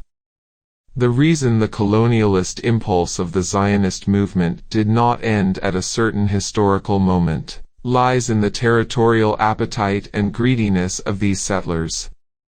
When they were offered part of Palestine in 1937, they regarded it as insufficient space for implementing their aspirations, but they had a wise leader, David Ben-Gurion, who understood that it was tactfully beneficial not to spell out clearly these annexationist dreams. So he told the Royal Peel Commission the Zionist movement was content with a small part of the country. He continued this tactical and successful policy in 1947 and led his community to accept a larger part of Palestine than that offered in 1937, but one that he still deemed as insufficient. He told his colleagues he was very unhappy with the map offered by the UN partition plan in November 1947, and promised them, as indeed happened, that they would have the means, the opportunity, and the plan to change these borders later on. His successors still hope to recreate his winning formulae today after Israel completed the takeover of the whole of Palestine in 1967. But unlike Ben-Gurion in 1937 and 1947, they so far failed in obtaining the international legitimacy for the last territorial expansion, and unlike him at least some of them were even seeking, again unsuccessfully, Palestinian legitimacy for this act. NC. I think that's a correct characterization of what you'd call hardcore Zionism or more generally political Zionism, which of course Ben-Gurion was a leading figure of. But Zionism generally was broader. Like Ahad. Ha-Am was a Zionist, but not a political Zionist. The groups that I was involved in admittedly were marginal. Like Kalvarisky's League for Arab-Jewish Rapprochement. They were Zionists, but anti-state. They were class-based and in favor of Jewish-Arab working-class cooperation.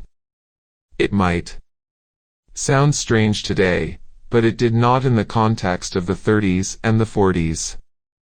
The Jews were a minority then. Is it possible when the Jews are a majority and in power to develop such ideas? NC, well, this is later. A majority and a state. In fact, they were strongly opposed to it at the time. So the concept changed.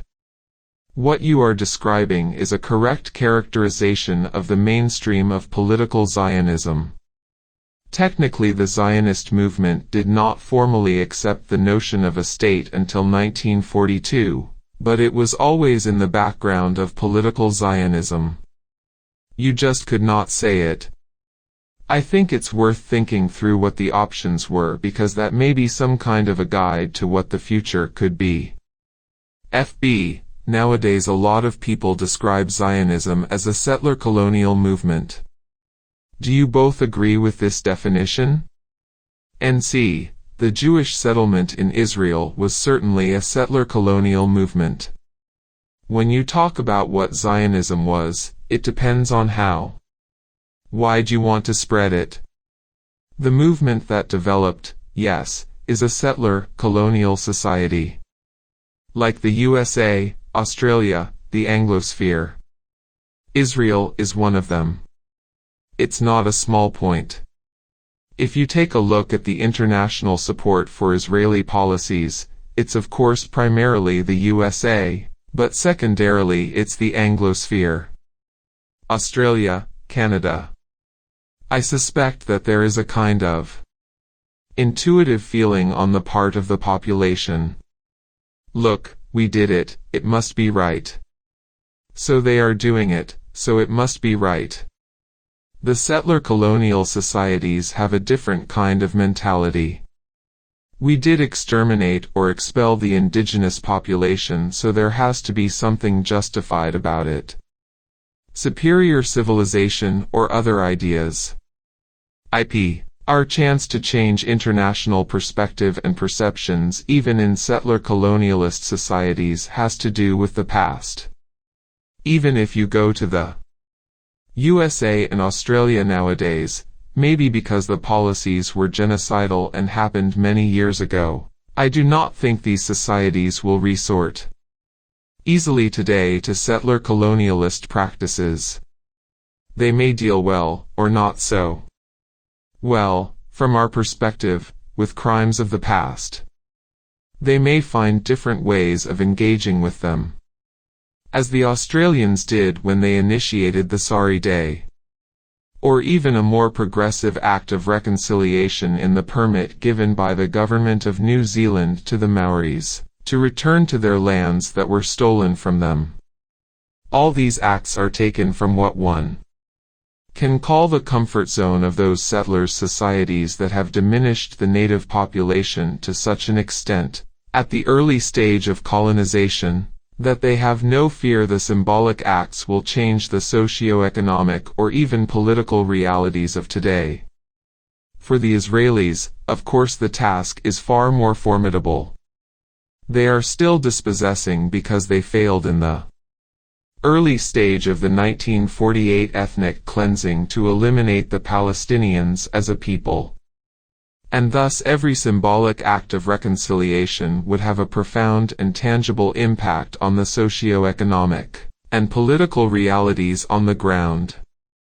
Most Israeli Jews do all they can to prevent this from happening. Where they are not sure about their success is in winning international and regional legitimacy for their acts. And see, it's true. Israel has had the problem that it's a 20th century version of a 17th through 19th century colonialism. That's a problem. But my point was a little bit different. There is a kind of an underlying mentality in the Anglosphere, in settler colonial societies, which is simply some kind of deep-seated part of the way in which people look at the world, and that slips through. However, speaking about the future, this is changing in the Anglosphere. Since the 1960s, mainly the effect of 60s era activism, there has been a considerable revival, a significant one, of concern for what actually happened in the past. A lot of it was suppressed until then, literally. You go back to the 1960s when leading anthropologists were claiming that there were maybe only 1 million Indians, Native Americans, around the country. That's collapsed. Now attitudes are very different. I think this is part of the background for the increasing criticism of the settler colonial character of Israel. These things are connected in sort of subtle ways. I agree, and I think that this shift in perceptions in the settler colonial societies is something we are still struggling with as activists. I remember how I struggled to explain to my students in England that what they see in Israel and Palestine today is a daily implementation of 19th century colonialist ideology and discourse. And see, yes. Where the Israelis find it difficult is actually in escaping the description of the reality as colonialist, when trying to do this in Hebrew. Any translation into another language of the Israeli terminology of settlement is bound to expose the colonialist nature of the project.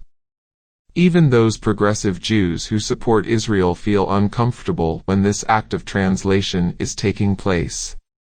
This Israeli predicament is also our predicament as activists. We are dealing with a 19th century fossil that is very alive and kicking in the 21st century. That's why I think the power of connecting the past to the future comes through the paradigm of settler colonialism. Because settler colonialism is not only about the act of settling and colonizing but what happens afterwards. And c. driving out the indigenous population. Exactly. I want to go back to the question of a Jewish state. If the Jews are a people, what is the problem of them having a state? And why shouldn't we recognize Israel as a Jewish state? I think that no one I know has ever objected or questioned the right of people to redefine themselves on a national, ethnic, or cultural ground. There is no ground for objecting from the perspective of international law or international morality. Neither is the historical moment in which they decide to do it questionable. However, this particular group had defined itself in the past, in our case, as a religious group. The problem lies elsewhere. What is the price paid by this transformation, and who pays the price? If this new definition comes at the expense of another people, this becomes a problem. If a group is a victim of a crime and is looking for a safe haven, it cannot obtain this by expelling someone else, another group, from this space that you want as your safe haven. This is the difference between what you want as a group and what means you use to achieve it. The problem is not the right of the Jews to have a state of their own or not. That's an internal Jewish problem. Orthodox Jews might have a problem with this. Palestinians have no qualms about the Jews forming a state in Uganda, as some people proposed in 1902 to 1903. Not one Palestinian in the world would be interested in this scenario. That's the main issue. How do you implement your right to self-determination?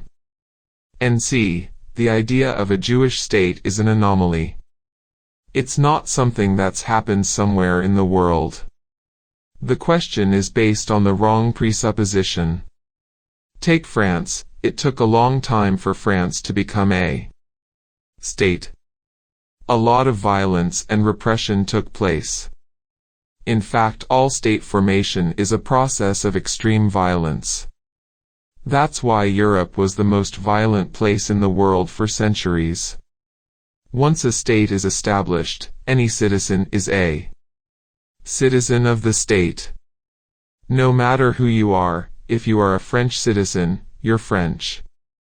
If you live in Israel, and you are an Israeli citizen, you are not a Jew. So the Jewish state concept is a complete anomaly. It has no analogues in the modern world. Therefore it's obvious why we should not accept it. Why should we accept this unique anomaly? Every state, if you look at its history, is created by extreme violence. There is no other way to impose a uniform structure on people of varying interests, backgrounds, languages, and so on. So it's done by violence. But once it's there, at least in the modern state system, anybody who is part of a state is theoretically an equal member of the state. Of course it might not work in practice, but that's the concept. In Israel it is totally different. There is a distinction between citizenship and nationality. There is no Israeli nationality. You cannot be an Israeli national. This came up in the courts back in the 60s and came back up again recently. A group of Israelis wanted to have their papers identify them as Israelis, not as Jews. It went all the way to the High Court, which rejected it. It reflects this anomalous concept of a Jewish state, which has no counterpart in the contemporary international political system. Paradoxically, it is used by Israel in an attempt to stifle any criticism of the state and its ideology. If you chastise Israel, you assault the Jewish state and by association you attack Judaism. That's a very interesting line of argumentation and defense. This prohibition would not work in any case.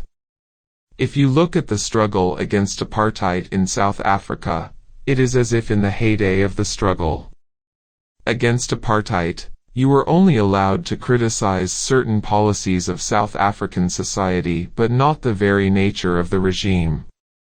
That's a great success for Israel that it obtained immunity from such a protest movement so far. They defined the parameters of the game. You are allowed to demonstrate against Israeli policies, But if you demonstrate against Israel, you demonstrate against the Jewish state, and therefore you demonstrate against Judaism. That is why it is very important to bring this to the fore of the discussion. And see, it's interesting that it is now the Israeli leadership itself that is bringing it to the fore. Exactly. And see, when Netanyahu says, "You have to recognize us as a Jewish state," he is saying, "You have to recognize us as something that does not exist in the modern world. There is no such thing." Again, if you are French, a citizen of France, you are French. If you are a citizen of Israel, you are not Jewish. It's crucial. Could Israel have formed without the Holocaust? And see, it's hard to debate such a question, but I think it would have. What Ilan was describing before, the national institutions that had been created, they were strong, there was a military force, an ideology, support for it in the powerful countries, for all kind of reasons. Like in Britain and in the US, a lot of the support for it was religious. Christian Zionism is a very significant force. It goes back way before Jewish Zionism. It was an elite phenomenon. Lord Balfour, Lloyd George, Woodrow Wilson, Harry Truman read the Bible every morning. It says there, God promised the land to the Jews. That's in the powerful states. There was already plenty of support. In fact, Britain as the mandatory authority facilitated the development of the Jewish national institutions. So my guess is that it would have happened without the Holocaust. Also, it's worth remembering that the Holocaust was not a big issue in the 1940s. On the contrary, it became a big issue after 1967. If you take a look at the Holocaust museums, the Holocaust studies programs, it's post-67. It's very striking in the USA. So ask yourself a very simple question. After the war, there were many survivors of the Holocaust, many of them living in concentration camps. They were in camps that were essentially no different from the Nazi extermination camps, except that there were no crematoria. There were U.S. government presidential studies that investigated and said that the people were living under the conditions of Nazi occupation. Simple question. How many of them came to the United States? Virtually none. If you had asked them where they wanted to go, I think you can make a sane guess that they would have wanted to come to the United States. Half of Europe wanted to come, especially Holocaust survivors. They did not. The American government did not want them. The American Jewish community did not want them. Zionist emissaries took over the camps. They had a principle that able-bodied men and women between 17 and 35 had to be shipped off to Palestine. The first book on this, which has been a suppressed topic, appeared a couple of years ago, a Yosef Grodzinski book. Only in Hebrew, right? And see, it's in English too. But it's been so suppressed that nobody knows about it. It's deeply hidden, but it does exist. The translation of the Hebrew title is A Good Human Material. The idea was that the good human material was going to be cannon fodder. Nobody studied it, but you can be pretty sure that coming to the US was what they would have chosen. That's what the Holocaust meant. You can see it in propaganda. Truman is very much honored because he was trying to force the British to send Jews to Palestine. Nobody asks why Truman did not say, okay, let's take 100,000 Jews here. This is the place where it would have been easiest to absorb them. It can absorb anybody. It's a country that is not densely settled, the richest country in history. They did not because the Holocaust was considered a way to damn the enemy, but it was not a meaningful concept. When the first scholarly study of the Holocaust came out, by Raoul Hilberg, it was condemned. Let's not bring out all that stuff, we do not want that. I do agree, though I have a slightly different take on this. It has a lot to do with historical timing.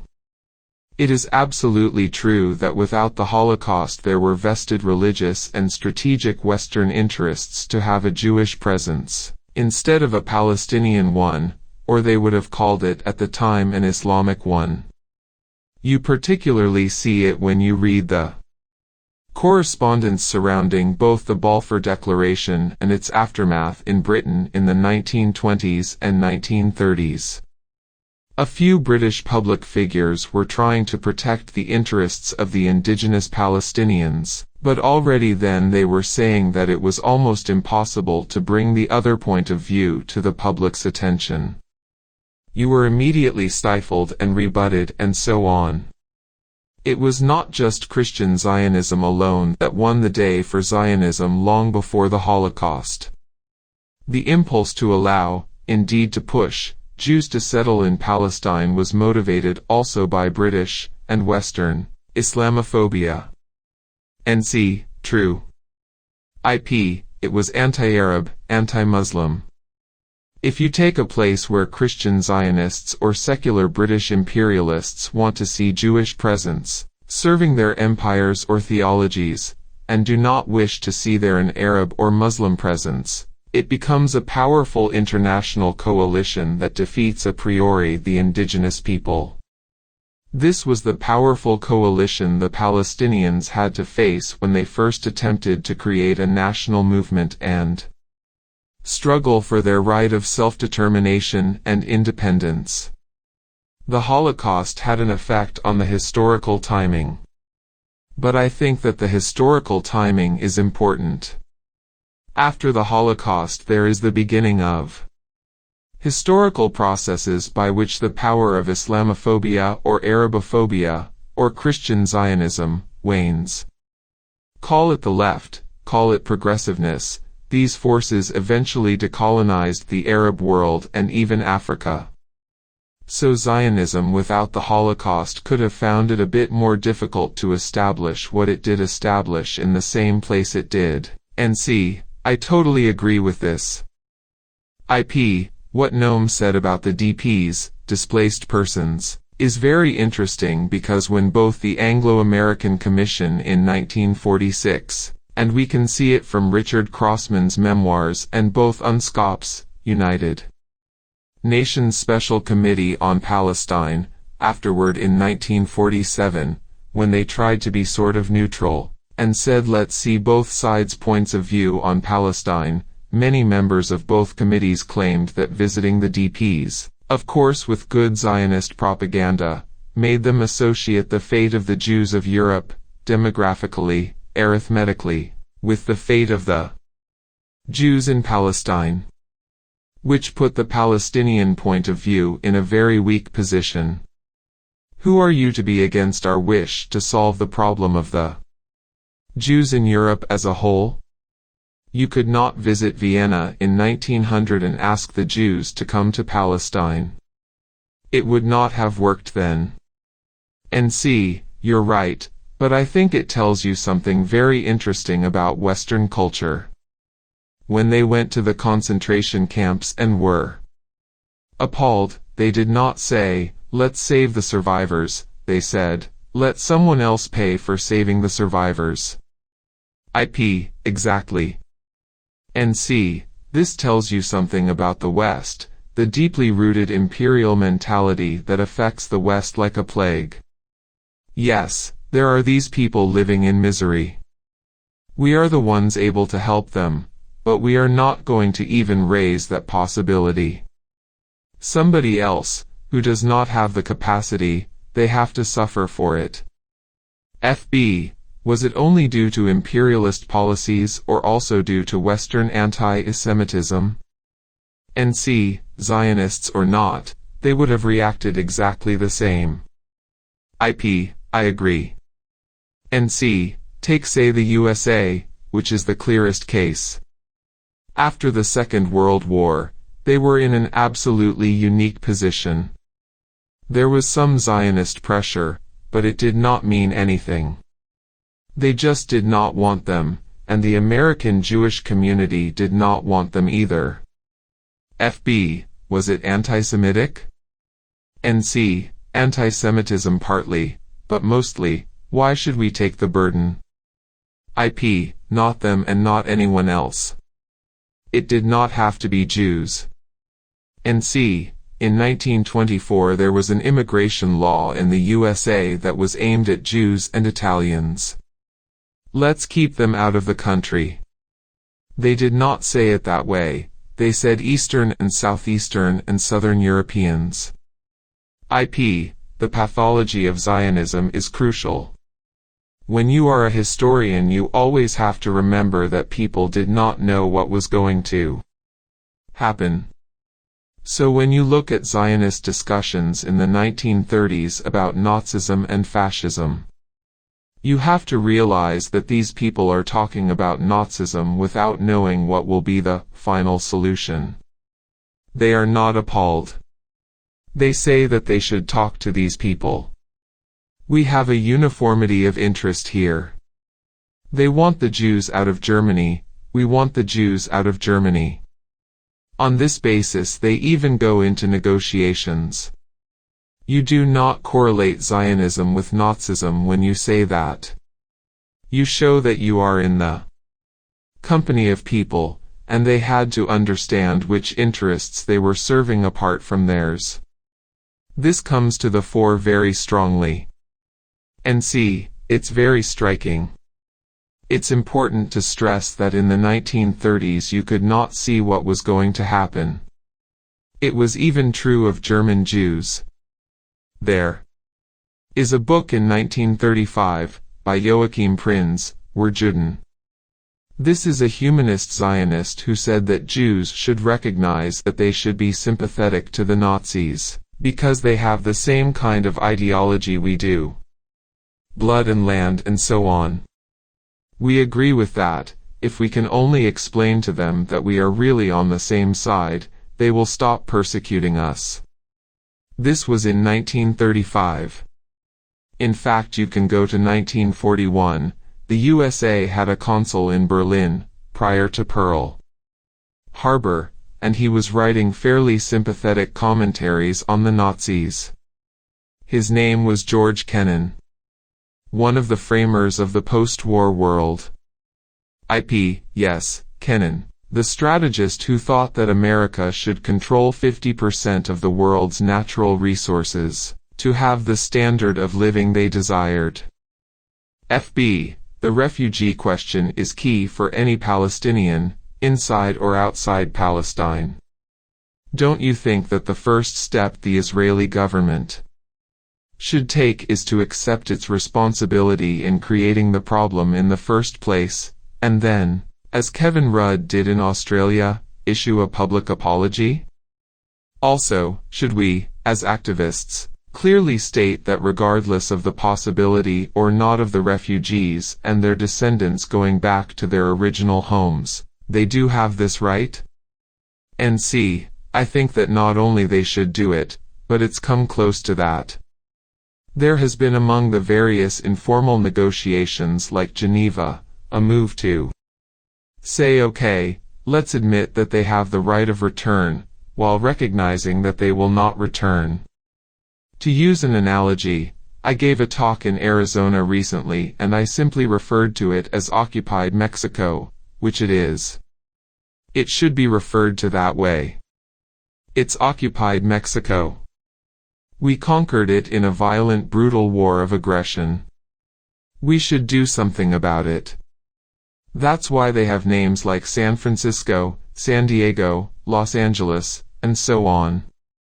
Recognize it, recognize what we did. On the other hand, we know we are not going to give it back to Mexico.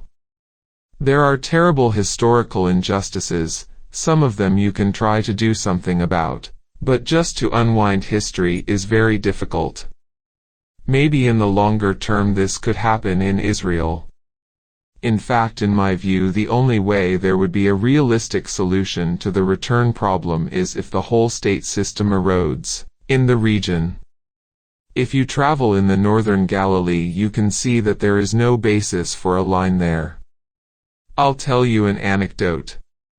In 1953, my wife and I were living in a kibbutz in Israel. We were students, hiking around, backpacking in the northern Galilee.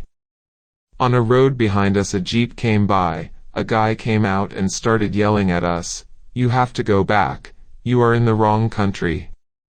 We crossed into Lebanon. These days it's probably bristling with machine guns. There should not be any line there. Over time I think there is a chance that these borders may erode. The whole Sykes-Picot imperial arrangement is beginning to erode. And it could go further, in the longer term. When they talk about a two-state solution, I do not think that this should be regarded as the end. As I've said before, states have no inherent legitimacy. They have all been imposed by violence. They are causing violence all over the world. It's an inhuman social structure. It should erode every time. In that context, I think you could imagine an authentic return. Not just recognition of an historical wrong, but in fact interactions among people that are not based on states or religious or ethnic lines. There are other grounds for people to interact with one another.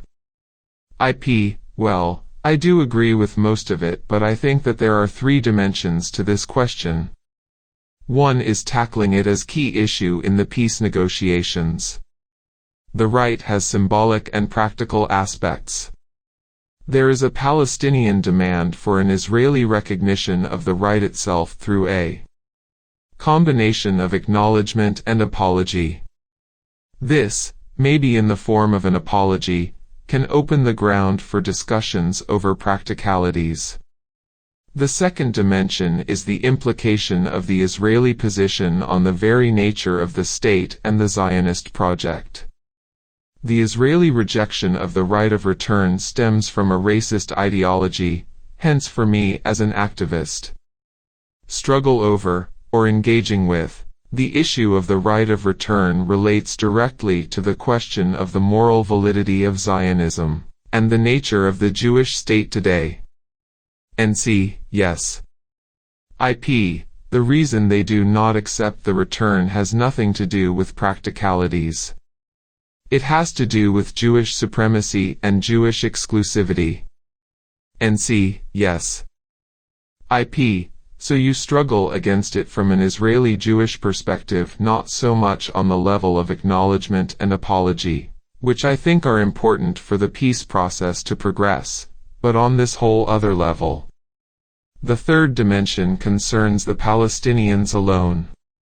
It concerns the question of how to live an ordinary life under the shadow of the right of return slogan.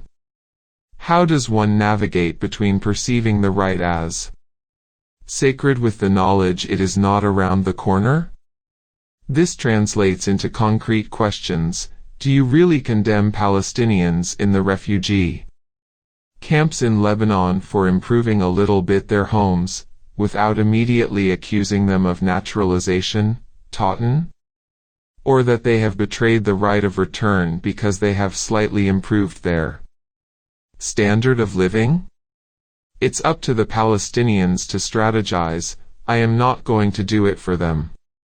But they will have to strategize and differentiate between, for instance, refugees in the West Bank, the Gaza Strip, the internal refugees inside Israel, and also the refugees in Jordan, Syria, and Lebanon. These three dimensions are very important for developing a novel approach toward this painful issue. For me, the basic point is, what is a Jewish state? Can it really exist as such? What would be a solution that is not based on a continued violation of basic human and civil rights, and one that has to include the right of people to come back to their homeland, their right to visit their homeland? I think that's where we sometimes do not differentiate between what is right, what we believe is justified, and what should be the issues we discuss inside Israel, inside the Palestinian community, and among the community of negotiators and mediators. We should be beyond that argument of supporting or not the right of return. We should talk about what it means. This is what Israeli society has to do. Have a serious internal discussion about its own racist nature.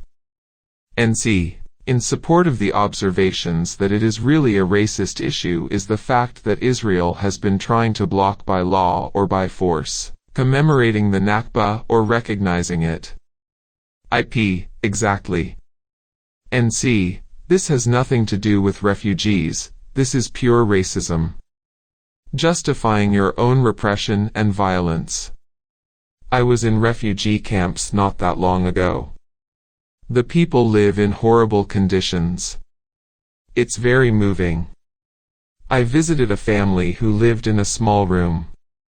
As usual, Middle Eastern style, they offered coffee and so on, but when they start showing you the keys of their villages, their houses, pictures of their land, when they start telling you idealized stories about what life was like in the Galilee, you're right, Ilan, it has to be dealt with realistically. But it's hard to tell people like that, you are never going to see your village again. No, you should not say that. What I meant is that we should tell them that until they see their villages, they should make their lives better. You are not undermining your chance of seeing your village by creating some comfort in your life now. And see, that's right. You are not undermining your life as a Palestinian citizen of Israel by pushing aside accusations of practicing normalization, because you have a Palestinian theater in Haifa. Such a theater was accused of Tabi, normalization, for accepting a budget from the Israeli Ministry of Culture. In Israel you can open a theater in Haifa without taking money from the ministry. These issues, living life under slogans, having moral or political purity, have a lot to do with the fact that if you are struggling for a different moral infrastructure for a future state, it would be far more important to provide a different ethical base for this future state to which the refugees would return. Whether it is one state, a federal state, a binational state, if you fight for a different ethical infrastructure for the state, the whole issue of people wanting to change their lives, either by coming back or by visiting, becomes a different issue. The conversation here is different, and we do not condemn people for persisting in the last 65 years to dream about their return home. They have this right. But what do we do until that right is implemented? To my mind, this is no less important than protecting the right. And see, at a human level, some steps should be taken. Like the Israeli women who bring Palestinian women to the beach. It's very important. I mean, imagine those people that can see the sea but cannot touch it, the fact that there are some efforts to overcome that. That's the way things could begin. I remember, Professor Chomsky, that you told me in a previous interview that Israeli policies will lead Israel to self-destruction. The issue, for example, of bringing as many Jews to Israel as possible, regardless of their real Jewishness. Russian Jews, Ethiopian Jews. The internal racism it creates, between Haredi Jews, Ashkenazis, Mizrahis, is becoming very worrying and problematic. Can you reflect on that? And see, that's one kind of problem, internal. But what I had in mind was a different one. In 1971 Israel made a decision, which in my view was its most fateful decision in its history. There was an offer from Egypt for a full peace treaty. The Israeli government, led by Golda Meir, considered it and rejected it because they wanted to colonize the Sinai. Basically their choice at the time was between security and expansion. A peace treaty with Egypt, whatever one might think about that outcome, would have meant security, in fact, permanent security, as Egypt was the only powerful Arab military force. They understood that, but they preferred to expand into the Sinai. This was a fateful decision and it's been followed ever since. Ever since then Israel prefers expansion over security. To say they prefer expansion to security means that they are going to follow the path of apartheid South Africa, because that follows automatically. Step by step they are going to become isolated, a pariah state, delegitimized, very much like South Africa. They are going to be able to survive only as long as the US supports them. It's very interesting to look at the history of South Africa. You could pretty much replace the word South Africa with Israel all through the history. Back in 1960 roughly, the apartheid regime recognized that it was becoming an international pariah. We now know from declassified documents that the foreign minister called the American ambassador and told him that he knew everyone was voting against them, but that as long as the US was backing them, they did not care. That's pretty much what happened. By 1988 and a few years beyond, the US was still supporting South Africa, strongly. Thatcher too, but it was mainly Reagan and the US. South Africa was okay. When US policy shifted, apartheid ended. Israel is moving in exactly the same direction. By now, their sole support, virtually, is the US. They are becoming delegitimized. They are worried about it, but it is going to continue. It's inherent with a policy of expansion, disregard of international opinion, violations of international law. You can get away with it as long as you have the biggest thug on the block protecting you. But that's a weak support because it is going to erode in the US too, just like it did with South Africa. You can already see it happening. The US anti-apartheid movement really started in the 80s, 20 years later than it did in England. But it did develop and it was significant and it changed policy. I think that what you are saying is correct. To a certain extent there is one big difference between South Africa and Israel. Usually people that do the comparison say that unfortunately it will be much more difficult to dismantle Israeli apartheid than the South African one. And see, it's not apartheid. I think the state is going to collapse. It is a demand for a regime change. And see, it's very different from apartheid. It's really an issue of delegitimization and isolation. What I am saying is that the white community in South Africa was, from a socio-economic point of view, quite homogeneous. Whereas the white supremacist group in Israel is polarized economically and socially. If you add to this what Noam was talking about, the international delegitimization of Israel, you have two powerful processes.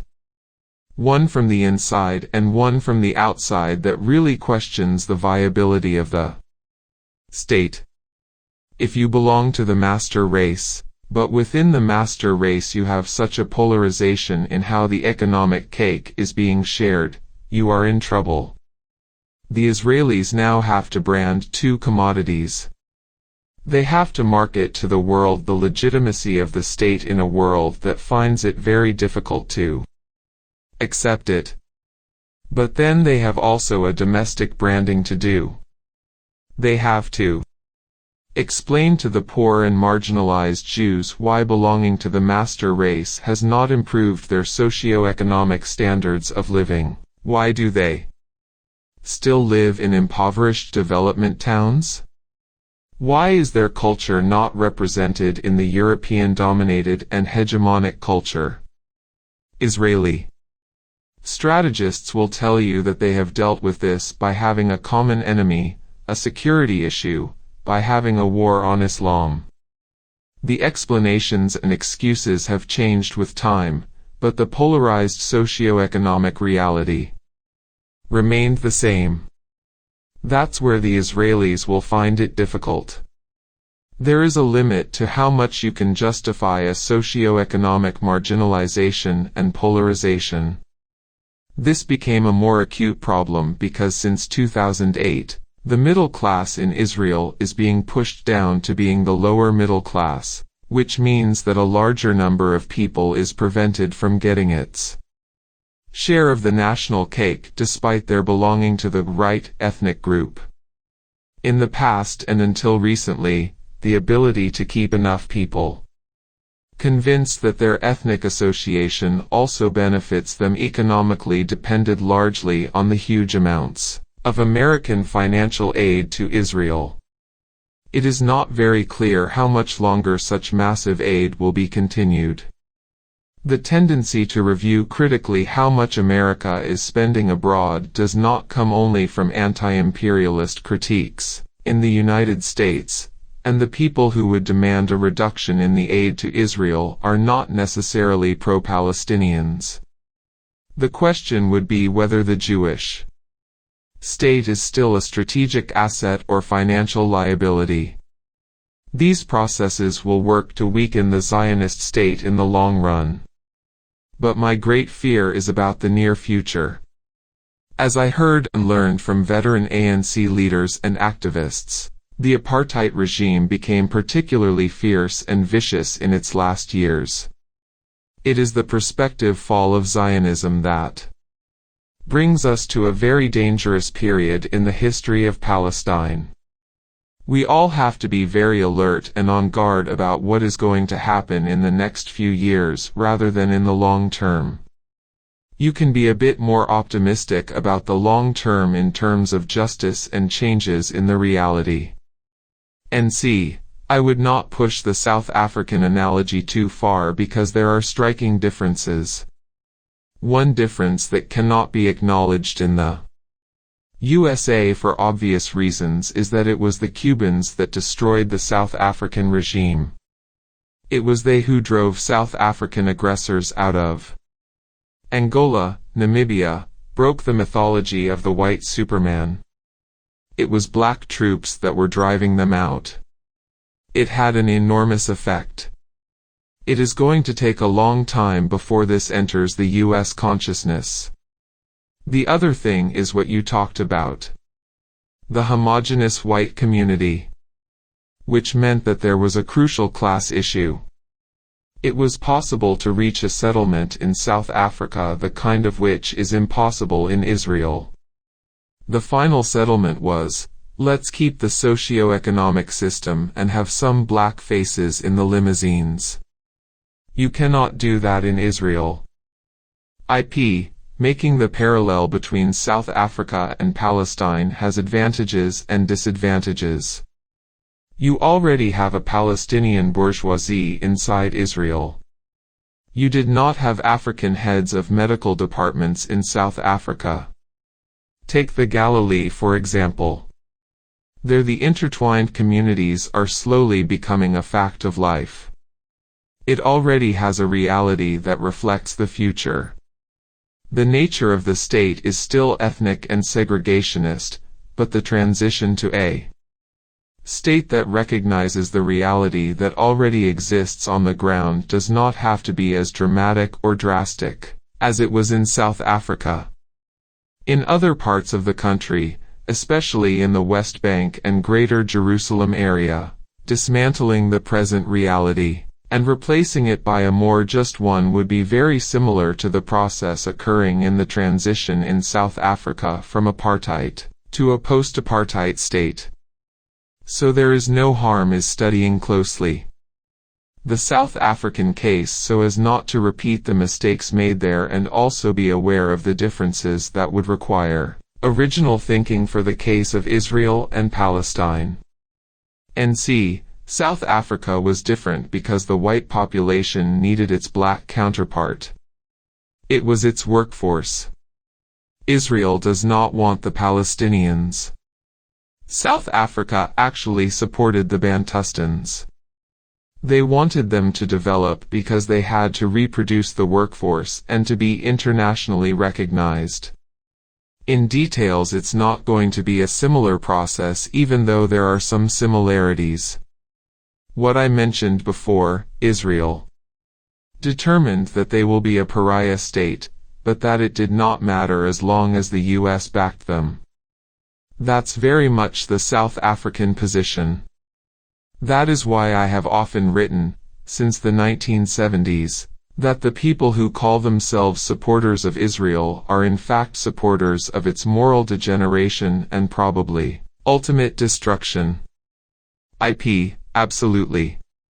This conversation between Noam Chomsky, Ilan Pappé, and Frank Barat was recorded on January 14, 2014, and has been condensed and edited.